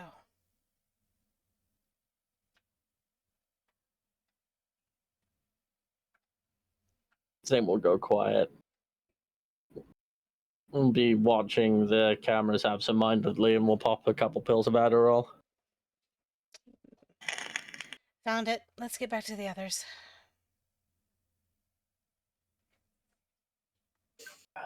After you. Oh, please. I'll get the door. After you, Snowflake. Snowflake. Fucking Snowflake. She will have a shit-eating grin on her face. You can blow smoke in her face and then walk out the door. She will do that whole thing, like, walk right next to you, and she'll kick you in the butt. Like, with her foot. Like, the whole bring the foot up behind it and pop you in the ass. That's what she... Ah, bastard.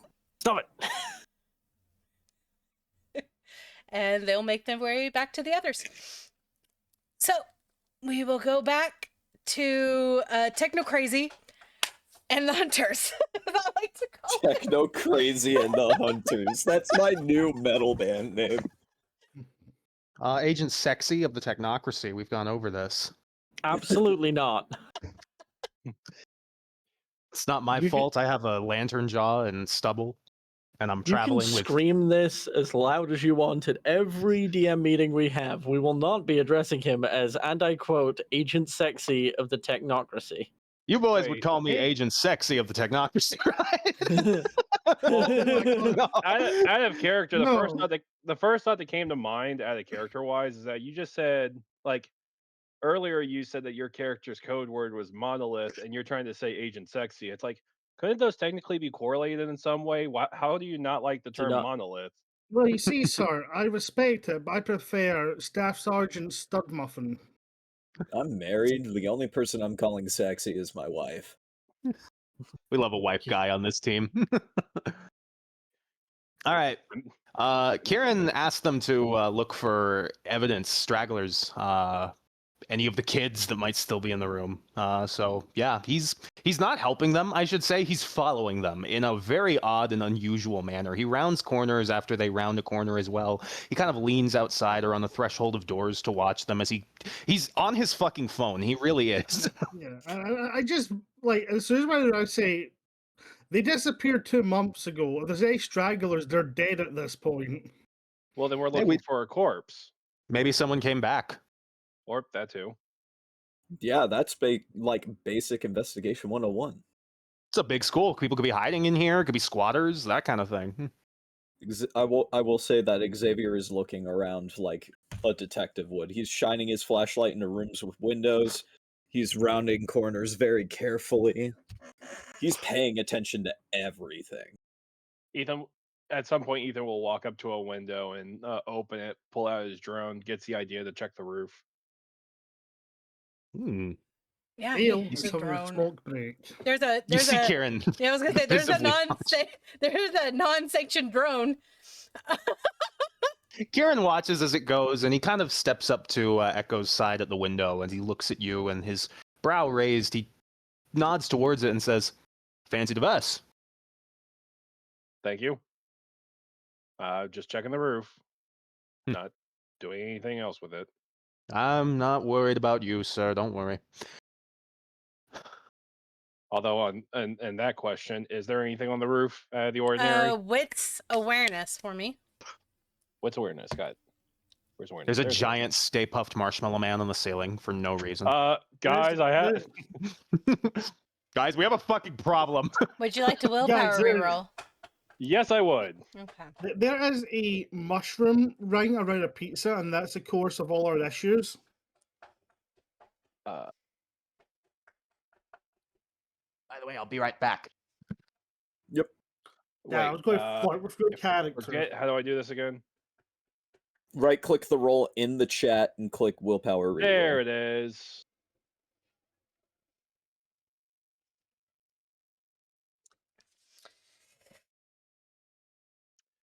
Well, shoot.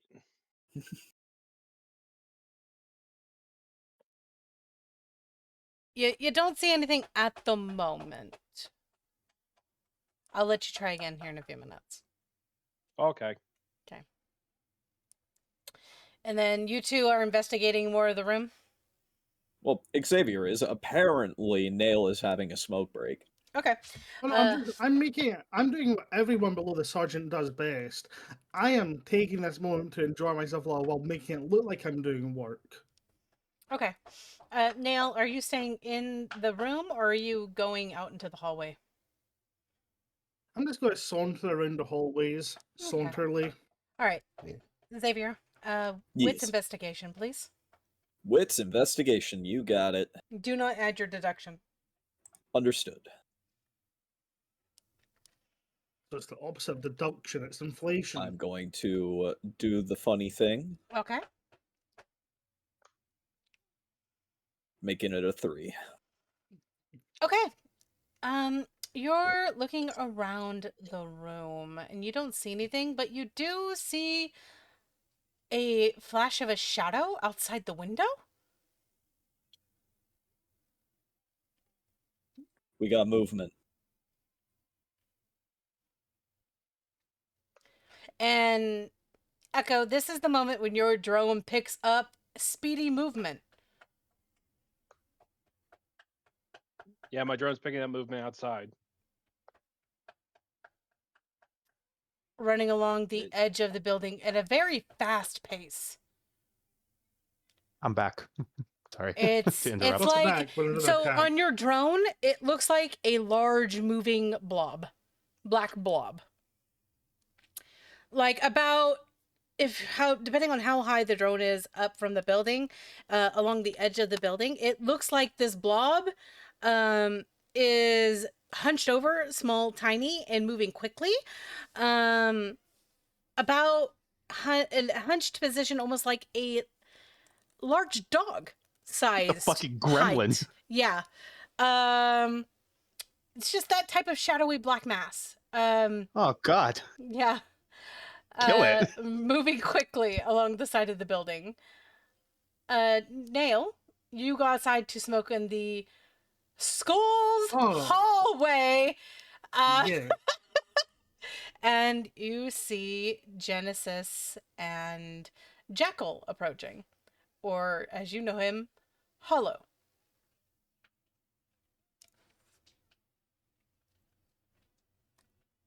What's the vibe I'm getting off of these two at this point? Because, you know, this what was the name again for Kieran's unofficial tag, Adam?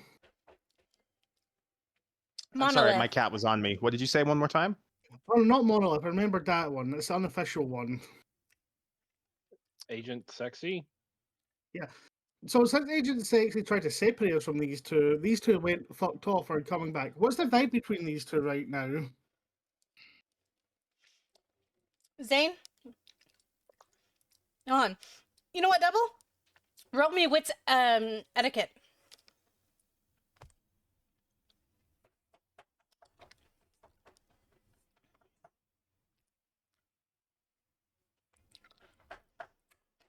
How is Zane acting right now?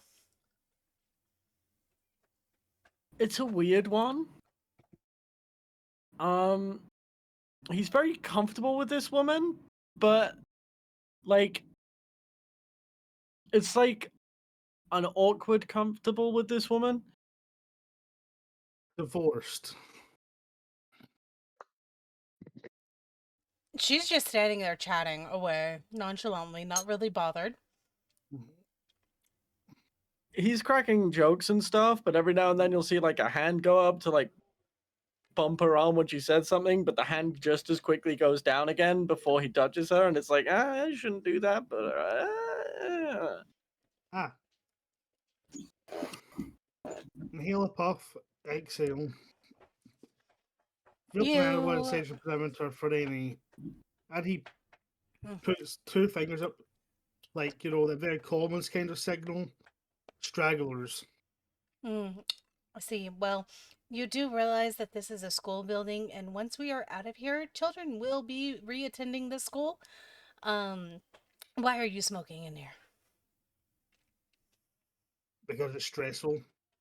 Zane, who has actively got a lit cigarette in his mouth. Right. I'm gonna go in now. And she'll move past you to the door, open the door, and you'll see that she has a set of papers in her hand.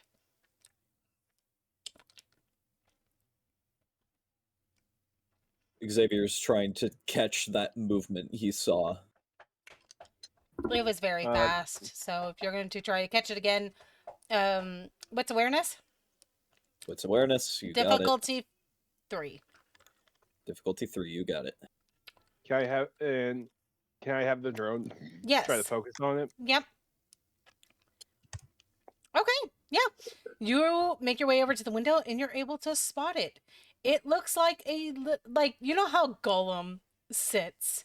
That's how this thing is doing. But kill it. It's moving. It's moving around on all fours along the side of the building. Sorry, I hate these things. But I fucking kick it as hard as I can. As you look at it, it's childlike in size. Okay, that doesn't spare it. Childlike sized movement detected outside, and he just kind of tries to follow its movement by watching out the window. You watch this thing. No, he says it out loud. Yeah. Yeah. Echo, as you're watching this thing on your drone, you watch it move quickly along the edge of the building and then turn a corner. I have the drone attempt to follow. Okay. You do that, and you watch the child open a window and climb in. It's in the building. Shit. Guns out. Let's move. West side. Looks like second room. From Neil. You can clearly tell familiarity from it and where his hands are resting. He's turned off the safety. As you say, guns out, you watch the door open and in comes Genesis. Sir, I brought back the... What is happening? We got movement. It's inside now. It's inside. Reality deviant movement somewhere. Get moving. Come on. Right. And she will drop that paperwork down and she will hustle it out the freaking door. Kieran, as he gestures he kind of stands at the edge of the door and pushes you all out like, what's the word? Like a close combat squad leader moving his men through a room. As he goes, he slaps you all on the shoulder and goes, "Good work, everyone. Good work. Let's hunt that fucking thing down. That's what I like to see." And what Zane will do is hearing that is he'll actually take off his jacket, like the suit jacket he had on, and reveal that there was just sort of neatly folded up so it didn't stick up under. Will unbuckle the long purple leather duster he has, and he's gonna activate Blink Blade. Okay. What the fuck are you wearing? Made of the wings of a manticore, skinned from one of Carcos's beasts. You see his eyes instantly start to roll. You know, Field Commander, the first thing you can do is catch them by surprise. If they look at you and they see these fucking bright ass colors, they'll hesitate for a second. At the mention of that, she will turn around and she'll be kind of jogging backwards. She goes, "What's wrong, Mr. Major Sexy?" In A quotations. Are you jealous? Are you wanting one too? I told you not to call me that. Get moving. Humans are at risk. Agent fucking what? His arm will fire Major. up and his eye flares up. Major Xavier- sexy. Xavier's good eye rolls as he's now pulling out the sidearm and Zane- heading to the room. Zane, I will say this is not an uncommon nickname for Kieran. A lot of the rookies call him that when they first see him, and they go, "Whoa, hot boss." He's using it as a sarcastic remark. Yeah, it's like calling she's fucking on him with it. He's like, "Oh, great, Yeah. fuck off. We're in the middle of a crisis." I feel like Ethan's like following the pack, like checking his gauntlet, just hearing this, and like I assume, like I would imagine that he has the drone go towards the window at least just to see into the room for a moment, but like before he can really get a look at it, he just at some point looks at the three that are like looks at Zane, and all, like the three agents, just like, I thought our group was weird. This should be a fucking bizarre technocracy themed party. I would love Kieran in a technocracy party. I think that'd be so much fun. Is it just Karen Zane You're giving me and fucking Eve would ideas. be a nightmare. is the All theme right, anyway. just the Benny is the theme just the Benny Hill theme, but like 8-bit? Yeah, pretty much. Kieran, I will say Keo is going to take point unless one of the hunters wants to, in which case he'll Yeah. let them do it. I was gonna say because Xavier, that was Your- quick. Genesis is moving ahead of you. You told her to get moving. She is moving. Xavier's not too far behind. And Am I able to use the drone to get eyes in the room? You can try. I don't know if you'll be able to spot what it is you're looking for in time, but if you can roll me a let's go with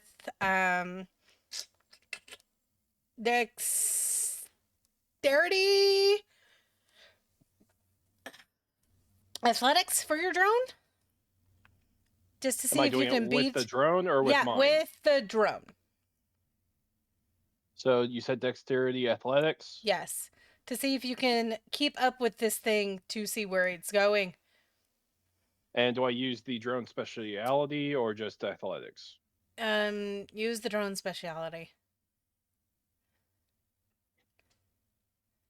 Okay, athletics, dexterity. I'm gonna actually, let's see. With drone. Did you say difficulty at all, or Yes, with your. I'm trying to find something. You can hear Kieran going through his mixtape.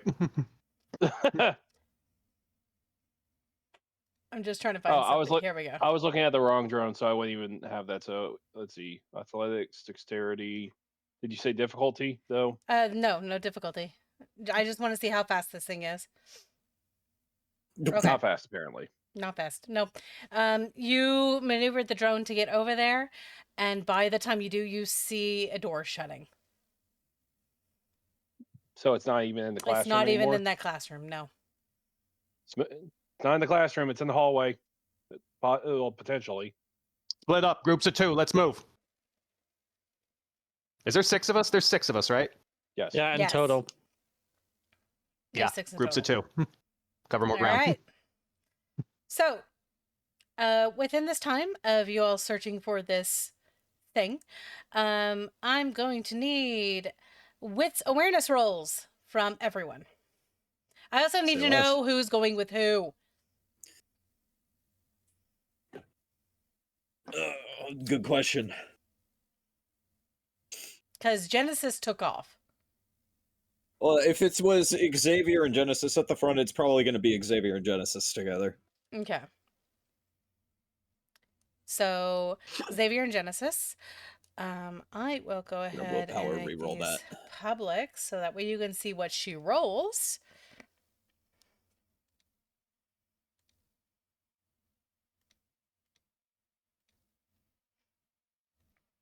Okay. Then after that, it would have been who else? Kieran. Kieran. Kieran. And then, Echo, are you running with Kieran? I guess so. Okay. Roll me what's awareness. Oh, thank God. I did. I rolled an 8. Okay. And then it would be Zane and Nail.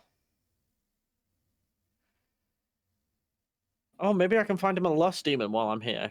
Get the top off on that contract. Keo, by the way, can I recall? Would I be would like with everybody rushing out? Can I recall my drone and call in? You're calling Delta? in Delta? Okay. Yes, you can. It's going to take Delta a bit of time to get to you because once that dog pops out of that Humvee, the Iteration Xers are going to be very concerned about a robot dog. He does have Ethan- Kieran right next to him. He Yeah, can't just tell him. Well, yet. yeah, I Yeah. was about to say Okay. Ethan recalls opens the door, gets the drone that had gone into the window, looks at Kieran. I'm about to call a mechanic canine from outside. Can you alert your men not to grab it? Or He immediately, a hand flies up to Kieran's earpiece and he says, "Got an MDE coming in. Let it pass. No trouble whatsoever. Come on." All right. Okay. All right. So let's go ahead and get Nail and Zane's rolls, please.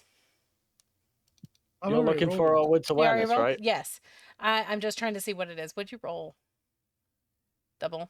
I There rolled it a is. 2. You rolled a 2. Okay. I'm just waiting on Zane. Okay. I rolled a crit 5. Okay. So this is the way it's going to go. There are different hallways. So there is the first grade hallway, there's the second grade hallway, and then farther down is the third and fourth of this building. From the takeoff distance, at the time it would have been Xavier and Genesis. You guys don't see nothing. As you guys reach the end of the hall first, you would not have seen anything down there. As for Echo and Kieran. Kieran, you do see the child shape going down the second grade hallway, as do you. Not the second grade hallway, but the third grade hallway. Kid looks about 11 then.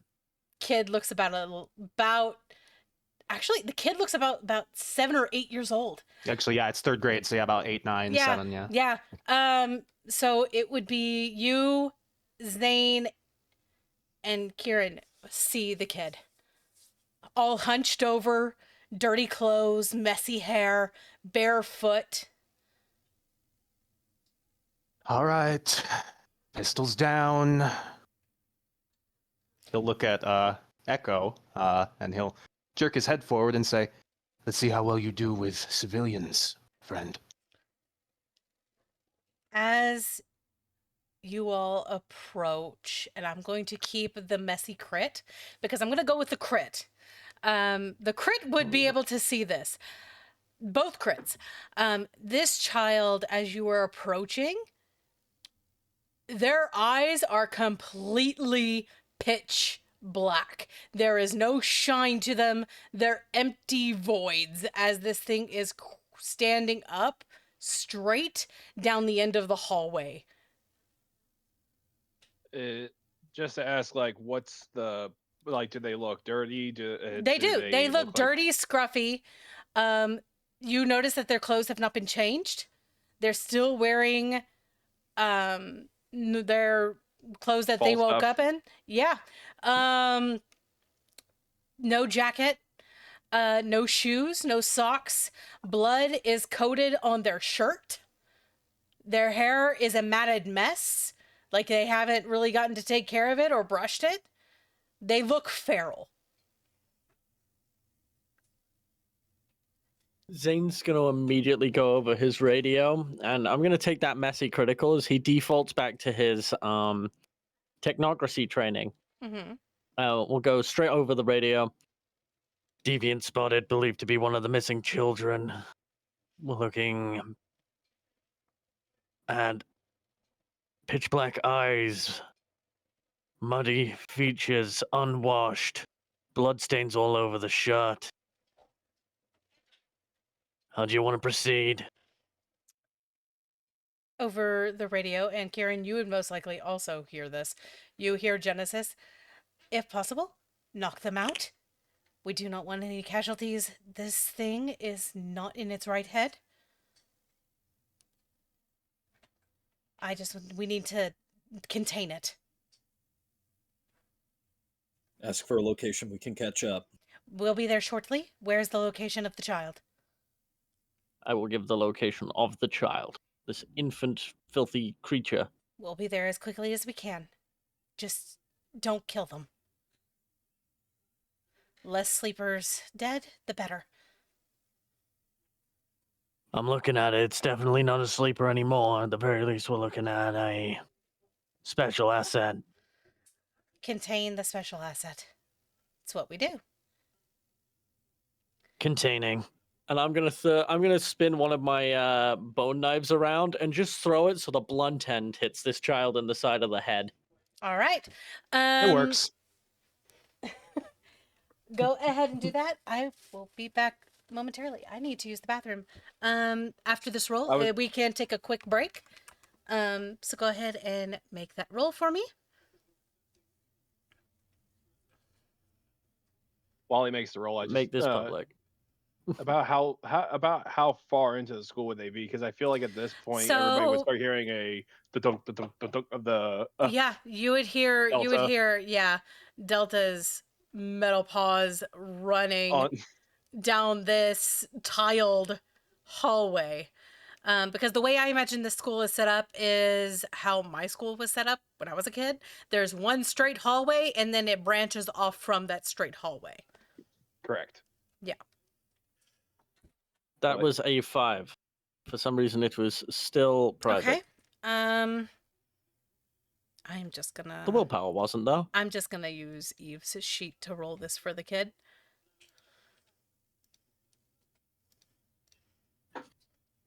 It's a child. It's not gonna be that strong. This kid rolls straight. Yeah, I was about to say this kid rolled straight zeros. Okay, Oh, so that is what that is. Because hang on, let me just quickly look at the description of Blinkblade again. So that is it's not affected by silver, is it? No. Oh, thank Cold fuck. iron. Cold iron, maybe, but Yeah, so 2 from the dagger, 2 for the...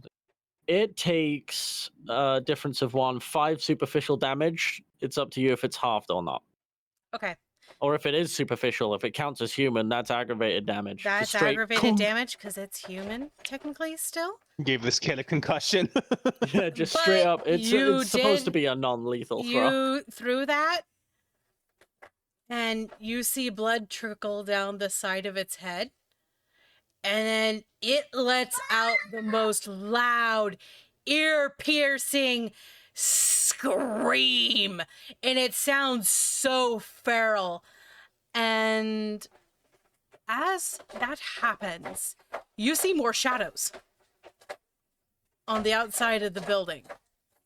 Starts off as 1, then 2, Oh, then fuck. 5, then 10. You guys ever see Cooties? I think we're Boss, I dealing thought with you said you set up a perimeter. What the fuck is this, amateur hour? Yeah, no, Kieran's hand flies to his fucking earpiece almost immediately as he says, "What happened to the perimeter?" Static. Does anyone... Yeah, okay, that's what I thought. He immediately instead loads around in his pistol, aims it forward and says, "Rules of engagement updated, open fire." Good thing I packed the silver What? bullets. No! You hear over the earpiece. Look out the goddamn window, Genesis! There's still children! And they're gonna kill us all other way. Take one alive, we need it! fuck. And at that, we will take a break. So, due to subject I am matter, gay, I can say that. Nail will not be joining us for this section of the recording, due to personal Opinions. opinions. Or personal. Not or opinions. Personal preferences. Personal preferences. Because one, World of Darkness has some subject matter that is not user friendly. So I will go ahead and put a trigger warning at the beginning of this recording. Please bear in mind that this is a world that is lethal and deadly and dark. But if you are uncomfortable in any manner, in any way, while listening to the recording, we do ask that you take this time to step away or skip forward into the session. Editor, put a timestamp here for when this is over. Editor, put up a bunch of fancy things on the screen right now and make a little guy do a dance. Adam, are you going to edit this? No, but I'm okay. Well, fuck about. Eater, I trust you to handle things accordingly. editor, put a giant middle finger over Glitch's profile pic right now. Editor, put one of those fancy English mustaches on Adam's character. This is getting dangerously mine close. was actually helpful, and your guys' is just bits. This is getting dangerously close to an Oni Plays bit. We need to move on. Yeah, that's fair. So, for now, I will let my players know that Nail has decided to go get ready, the Humvee ready to take off and leave if need is required. The school will end up being overwhelmed in a time-sensitive manner unless you can get this child contained. So that is the stipulation for this. It's contain the child or get the out, because this place will be overrun with black-eyed children. Question. Yes. With my gun out and trained on this kid, is there something on the ceiling? Tiles, pipes, anything like that? So these high school ceilings, think of the school tiles. Those. So there might be something. There up might under be them, something under there. Yes, up under it. Okay. I'm gonna fire a shot, and then I'm not sure how spellcasting works, so you need to work with me. Mm-hmm. But I want to fire a shot and then use entropy at the same time to guarantee that shot hits something inside the mechanism, knocks something down, and hits this kid on the head. Okay, so you're aiming for a ventilation duct. Understood. Yep. Night, night, kid. All right. So, what is your highest sphere? My highest is correspondence with 4 dots. Okay. Everything else is 3. Okay, so this is correspondence and entropy, or what is the spheres used in the spell?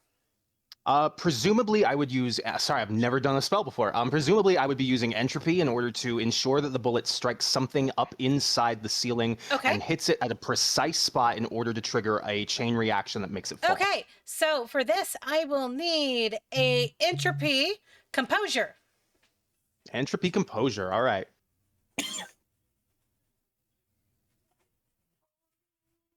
I don't think I can add any to this, so come on, Kieran, what's the difficulty?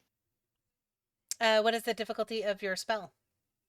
Oh, fuck. I don't know. Uh-oh. I don't know how that works. Let's go ahead and make it difficulty 3. To Okay, succeed. thank you. Any dice added on, so the way that spell works is you cast a spell, the successes on the spell go into the actual roll, if I'm doing this correct, right, Glitch? Sorry? The spell, the way it works is you roll for the spell and the successes on the spell goes into the actual roll used to do the thing. If it's a row, if it's a row, it's already got set parameters. Is this a rote or is this? It is not. This is an improvised spell. So go ahead and make your roll for me, and the successes that you use, put it onto your firearms composure. Okay. I will 3 be successes. right back. I need to grab dinner. Take 3 dice and add it onto your firearms composure roll. Okay. Is there a little modifier section? Okay, there it is. All right. Custom modifiers 3, and there we go. All right. 6 successes. That does it. Yeah. That does it. You are able to fire a bullet up and hit the child. Not the child, but the ventilation duct. That was a good word. Thanks for the word switch at the end there. Sorry, my brain was thinking, okay, this thing is gonna fall and try and knock the child out. That's what you're trying to do. Okay. That bullet goes clean through the slots of the ventilation shaft, ricochets out a few So times, what and you're a doing- big piece of mechanism comes out of the ceiling. Yeah, so what you're doing, technically, this is what it is, because these are those flat white tiles. And you shoot up through the tiles, you hit the duct, and that duct falls out of the ceiling in the tube-like way and falls on top of the child. Pins him to the ground. It pins him in it. Oh. He's oh! inside the duct. It fell on him like a cylinder. Okay. Yeah. Kieran kind of holsters it, doesn't holster it, but points it back up at the ceiling, and then looks at Zane and raises a brow, and then looks back at the windows and into his earpiece says, "Weapons are hot. Stay close. Don't let those things inside. We've got one here contained." You just get a Roger over it. By this point, She's pissed at me, but it's fine. by this point, Genesis would be reaching. You would be able to see Genesis come out of the hallway that they were in and running your direction with Xavier right behind her. My boy Xavier. So we will go ahead and is there anything else that anyone wants to do to try to contain this child before I roll to see if he gets out? I was at some Echo, point, your dog is with you now. right. If the pipe hadn't if the cylindrical tube didn't come down and go around the kid, I was gonna have. But I guess can I send Delta N to go and make sure it doesn't I'm trying to think of how to best describe how this would work, but it's just basically you I'm gotta back. grab the tube, Mhm. keep it from I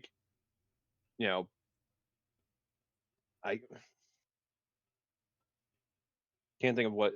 No, not. He's gonna send Delta in, but it's not gonna do anything but get Yeah. close, just in case. Yeah, we can do that. We can have Delta be getting close just in case it needs to be tracked down or found or tackled. We could totally do that.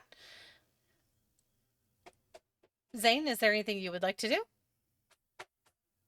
The kid's been contained, yeah? So I want you to picture this square metal box that has fallen out of the ceiling that's open on both ends, and one of the open sides is down right now on top of the child. I'm gonna close the other side. Box Okay. that kid in properly. Okay. Go ahead and make your roll for me. And what role is that? How are you wanting to go about this? Are you wanting to go about it in a forces manner? Are you wanting to go about it spell-wise? Or also, since that is vulgar magic, technically, I need you to, whenever Adam gets back, he needs to roll paradox. Oh, was that vulgar? Yes. Darn, I was hoping the shot explanation would have been good enough. Never mind. Unless How do I roll? unless his magic tool is the gun. It is the gun. It is the gun. Okay. I believe. And by the way, but you still probably and- should roll paradox anyway. Yeah, I will. How do I do that again? And- Sorry? Just it's hunger. a hunger roll, right? Yep, just hunger. Okay. And Kia, just to ask, the thing that I put in the VC chat, that's the tuning that you were talking about, right? One moment. Let me see. No, that kid would be able to rip through that thing. I'm talking about The actual metal air vent, Yes. the square. yes. Then, let me just quickly double check my spheres. Matter. I might be able to do something with matter. We put this kid in one of these then. Yes. Yes, you did. Put him in the fucking timeout Yes, box. you did. Kieran takes a moment and he thinks, I was totally ready to shoot a kid. Okay. I mean, I'm just saying, if we could see the top, we could just toss a flashbang down the. We're not flashbanging a child. Flashbanging a child. All right, fine. I'm sorry. Kieran authorizing the line to shoot them, but not to flashbang. Like, okay, I'm seeing where the lines are crossing, apparently. He's a Yeah. red-blooded just- American. Yeah, it's one of the reasons why I had to reach out to good double and go, hey, this is what's happening. That way you're just knowing that they're not trying to kill a child.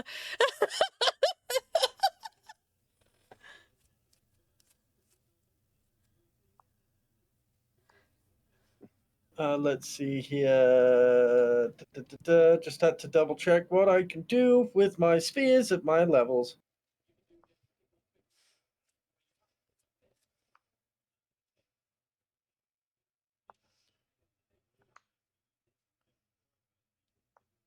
Is there a fish tank? I could teleport the child into a fish tank.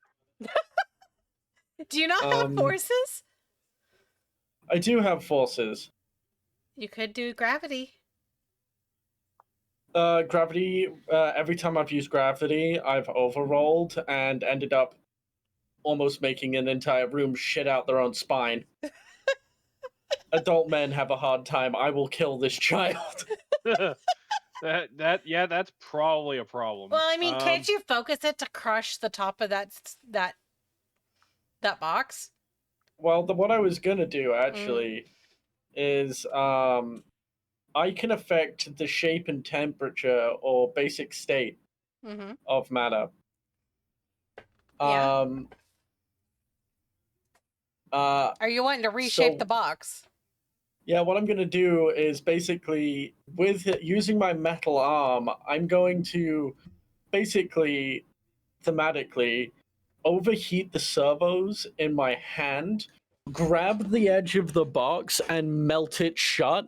Okay. Using forces to in the hand to exert more kinetic energy and make my arm heavier slightly to just So you're folding it up like a using- cardboard box. I'm like heating and bending the metal so it's closed. Yeah. Okay. All right. Yeah. No. Go ahead and do that for me. Make those rolls. And I would like to be using the arm so it's Yep. not vulgar. You could totally do that. That is your magic tool. Lowest sphere involved there is matter. Mm-hmm. So what attribute do you want for this? Do strength. Okay. I will get the combat tool, but not the Not the bonus. Yeah. not the dexterity bonus because Yep. it's not dexterity. Yeah. Combat tool. I've got my eye activated because I turned that on when I heard there was deviant natures abound, and the difficulty is the highest sphere involved. Plus, I think in this small area it's just one. Mhm. So, Would you like to re-roll? Yes. Okay. Thank God. Now, I just make the DC. before I attempt to roll the child, I will allow Xavier a chance to try and do something, if he would like to. I mean, the child's already basically secure at this point, Okay. right? All right. So I am going to roll for the child, and I'm just going to use Eve's stats again. To try and get out. And I'm just going to edit her stats because this is a child. Supernatural child, but a child. It can't get out. With everything Then Xavier will combined, stand yeah. and watch. Yeah. With the rolls that were made, there's no way that this child can get out. So, Well, yeah. How are we supposed to move it though? Like, because the bottom is still open. Like once you lift it, like I assume that also that Zane is holding it down as he folded the top, but like, Yeah. Like, do we just slide a piece of paper under it and move it like a spider? Like, how are we doing this? At that, Karen, Genesis would get right up on you. You were gonna kill the child. It's a child.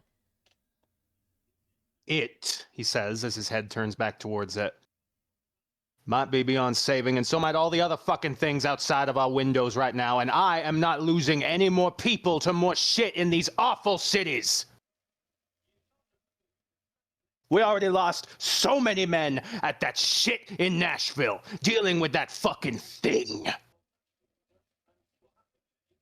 That fucking thing that I'll remind you that Iteration X and the Syndicate helped acquire.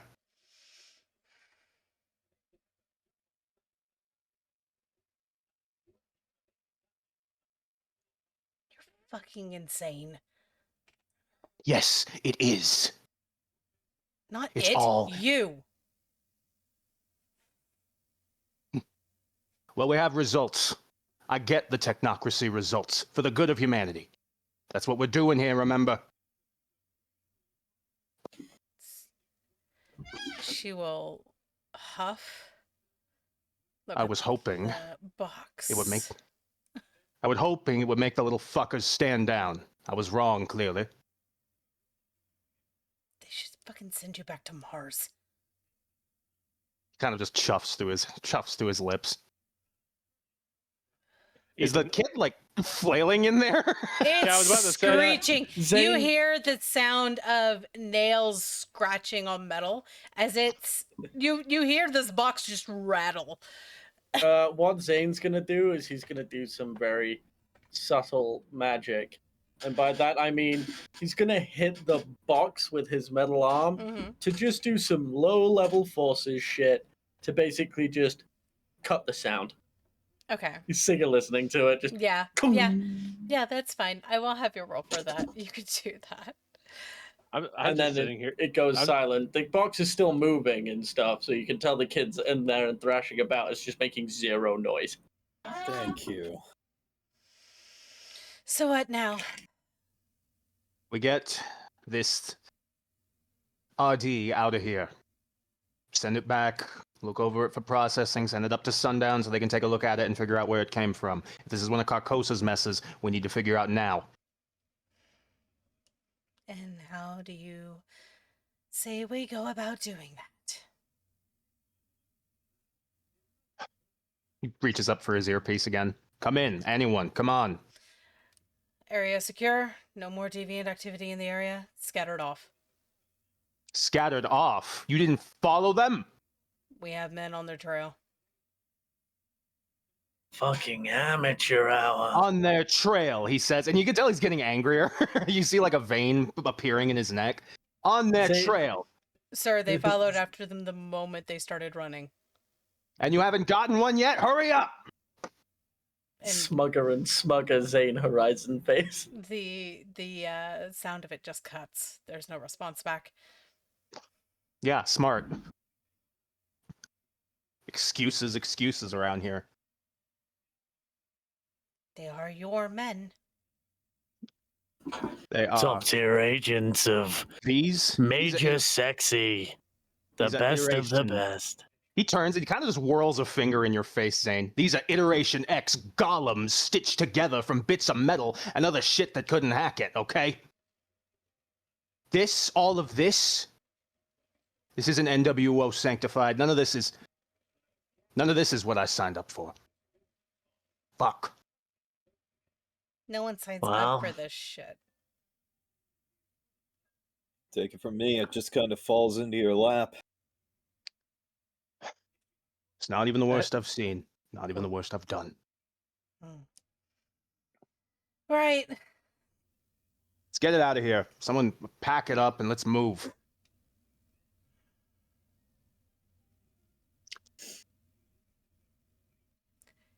Eve will move over to the box.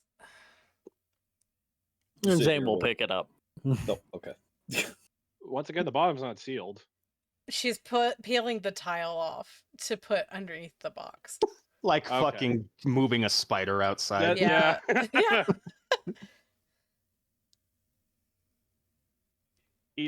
Like Echo's gonna lean over to Xavier as they're kind of like, I assume that the two of us are like standing to the side. He just leans over. One, I thought our group was bad. Secondly, did they mention something about Mars? I'm not worried about the Mars thing, but yeah, no kidding. Hey, Eve, Hmm. where was I born? Where were you born? Can't for the life of me remember. Mhm. Well, I didn't know you until we were training together. You mentioned some things, but I think I know that you weren't from here. You didn't start coming here until your dad started doing more technical work for the NWO. Yeah, well, we can see how good those technical jobs he's doing for the NWO are going. That's not your dad's work, remember? We're your dad's work.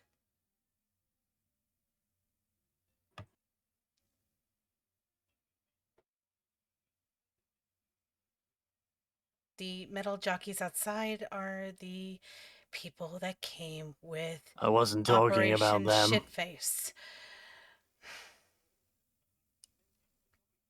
Anyway, Look, you may have come out okay. I'm sitting here on a scrambled brain and sitting on a box with a feral child in it. the scrambled brain mess wasn't your dad's idea. 100%, I'm gonna blame him. You volunteered to do it. No, definitely my dad. He used hypnotherapy or some shit. I'm gonna pick up that box now. It's been covered properly.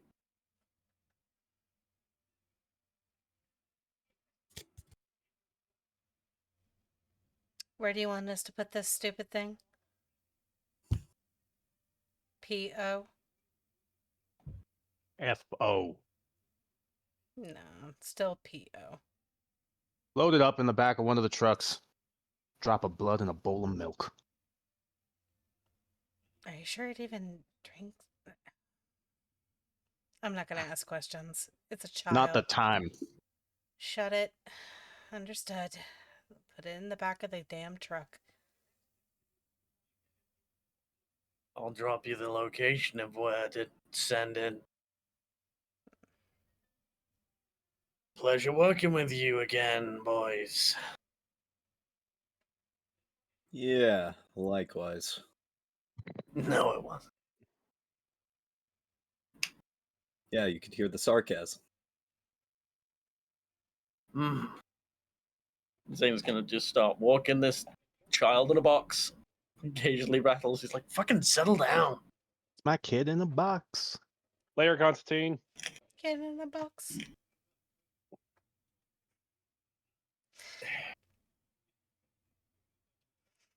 See ya, Zane.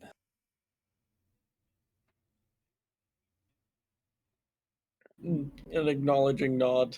And again, just fucking stop moving. Kieran's face is... No, go ahead.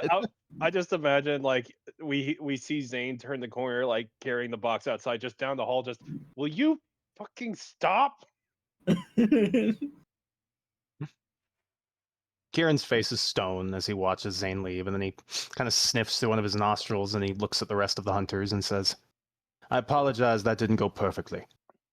Normally, the doctrine of preventing collateral damage is of utmost paramount to the technocracy, but we are in, admittedly, over our heads in this awful, awful state. Xavier just kind of shrugs. No such thing as perfection. I mean, we have like one of the missing children, hopefully, have been captured. So if anything, that means that potentially we might be able to figure out what's happened and reverse it. It's Precisely. a start, which is a good thing. Yeah. That's why I'm handing them over to Operation Sundown, and why I want you fellas on the forefront of that, if you will. Say less. Always looking for something to do. You do good work, the lot of you do. You keep this up. Technocracy might have a position for you. You're not enlightened, you're not geniuses like I am, like Eve is, but you're good.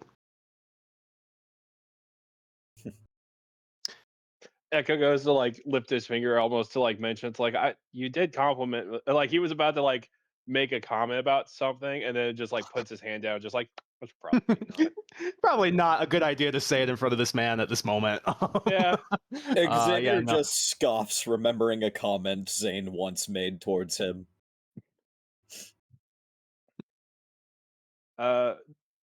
Echo then goes to like raise a hand again and be like, so I do have one question though. What like where do you all get this technology from? Like, is there like a source somewhere, With all or is this due all respect, sir, that's classified information. You understand, right? fair? I was going to say, that kind of question seems above our pay grade. It doesn't have to be. It's what we're always working for. I'm serious. You fellas contribute more to some things that come down the grapevine from me, maybe some other associates of mine, maybe some of the people in the technocracy's back pocket.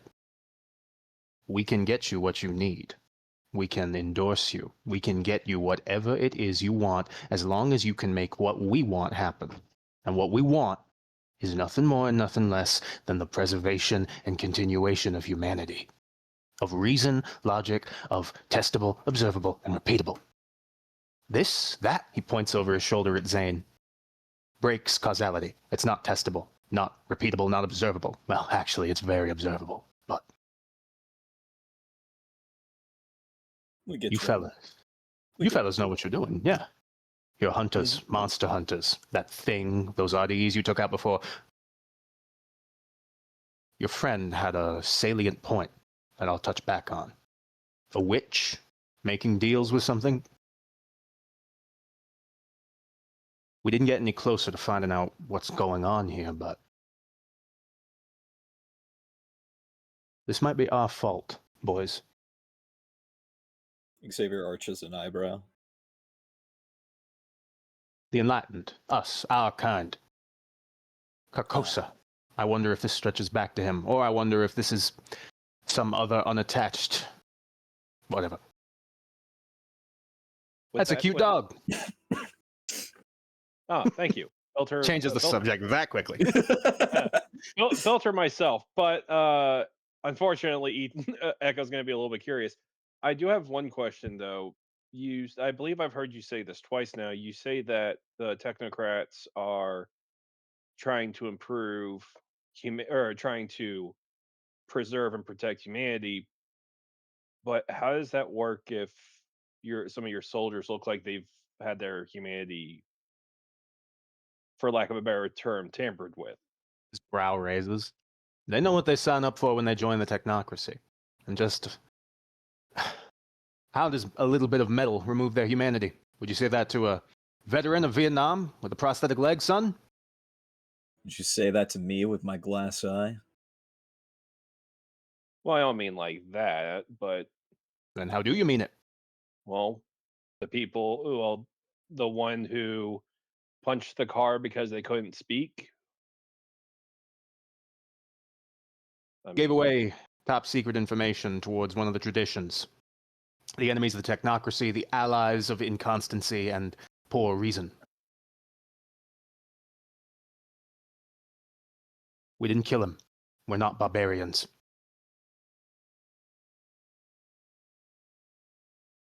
Ethan just kind of nods. Xavier's Well, going. it's one of those uneasy nods, but it's He kind of be speaking facts a little bit, unfortunately. it's like it's that type of nod where it's like he's not technically. It's the meme where he's out of line, but he's right. That's Kieran's whole character, baby. Ethan doesn't Xavier- 100% agree with it, but yeah. Xavier's just going to nod at that, reach into his coat, and pull out one of his business cards. Well, if you ever need us, you can either get in touch with Operation Sundown or contact me directly. And hands him one of his detective agency cards. His eyes kind of glitter a sharp green for a moment, almost like an electronic flash, as he kind of looks it over for a moment, tilts his head and says, "All right, thank you." Nothing, don't worry about it. Well, nothing you need to be worried about. We're not monsters. I'm not going to blackmail you. This is an extortion. I'm all too familiar with what that's like. You boys helped us clean up a pretty big mess. Well, you helped us get started on cleaning up a pretty big mess. I'd like to hope that we can count on your help in the future. If you're interested, we've got another disturbance going on, something that might be related to this one. Sure, I'm all ears. Greenhouse over in the Overton district on the north side of Memphis has been out of business for the last 6 days. Unseasonable for this time of year, I'd think. Yeah, no kidding. We're getting close to Christmas. Website's down too. So are all online signups and the Google review page. Sounds like the perfect job for a detective, a tech nut, and a gunsmith. Or gun nut. Words. So it does. I've got an agent on the field out there. She's not quite as capable as myself and quite as capable as Agent Jackal, but she's good. Her name's Mandarin. That's a code name, you'll understand, but... Understood. We'll check it out. Here. He reaches into his pocket and he produces it's very obviously a burner phone. Okay. I keep a couple of these on me at all times. Use it once you find out what's going on and tell me more. I'll put in a good word for you boys, too. Sounds good. Xavier will take it, put it in his jacket pocket. All right. Kieran's staring at that robot dog, Echo, as he kind of half steps forward and kneels down in front of it. Yes. You said you built this yourself. Yep. She's my mechanic canine, Delta. Maybe we'll have a spot for you among the enlightened yet.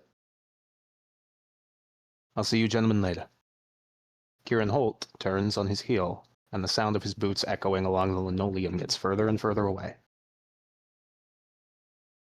Echo kind of crosses his arms, watching Kieran walk away, but as the boots sound like they're far enough away, he kind of just looks at Xavier. As interesting as that group is, I feel like the punishments aren't exactly worth it. Xavier just kind of pauses a moment, scratches at his scar, and is just like, yeah.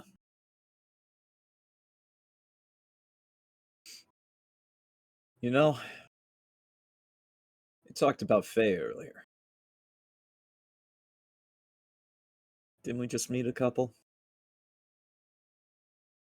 I mean, that kind of, if I remember correctly, yes, they're. I believe. Wait, would they have known that? Like you're talking about the party, right? I was talking about, the party. Yeah. Masquerade.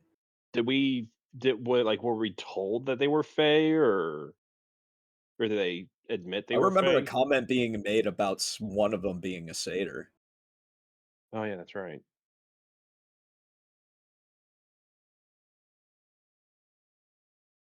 I mean, there was a lot of them though, but I mean, would you think that one of them would be involved in this, or do you think that they might know something? Definitely maybe not involved, but maybe have some kind of information.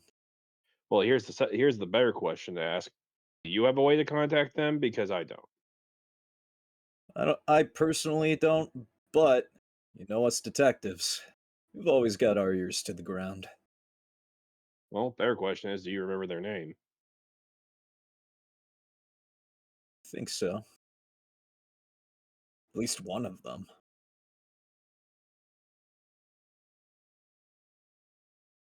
Xavier will then turn around and start to exit the building. With Echo and Delta following suit.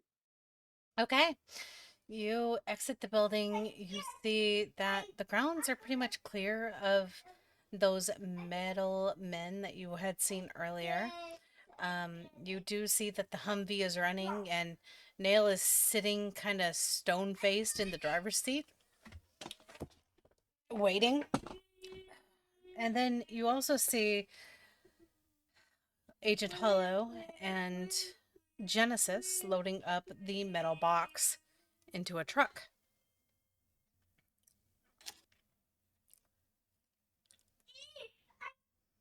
Xavier, as he gets ready to climb into shotgun, just kind of shoots them a wave if they're paying attention.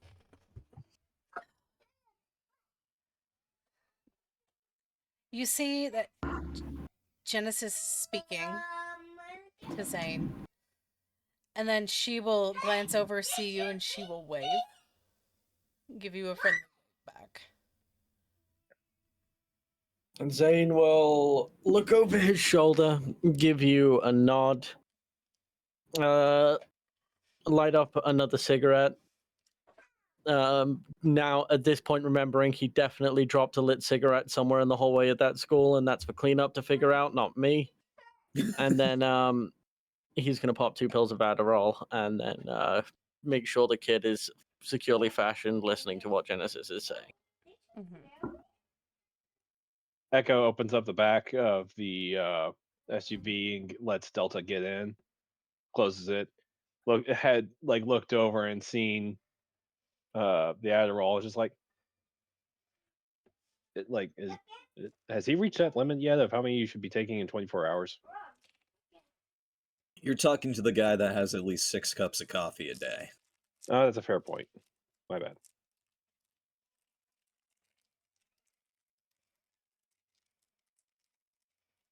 Xavier will shut the door, take his cup of coffee out of the cup holder, and take a nice long sip.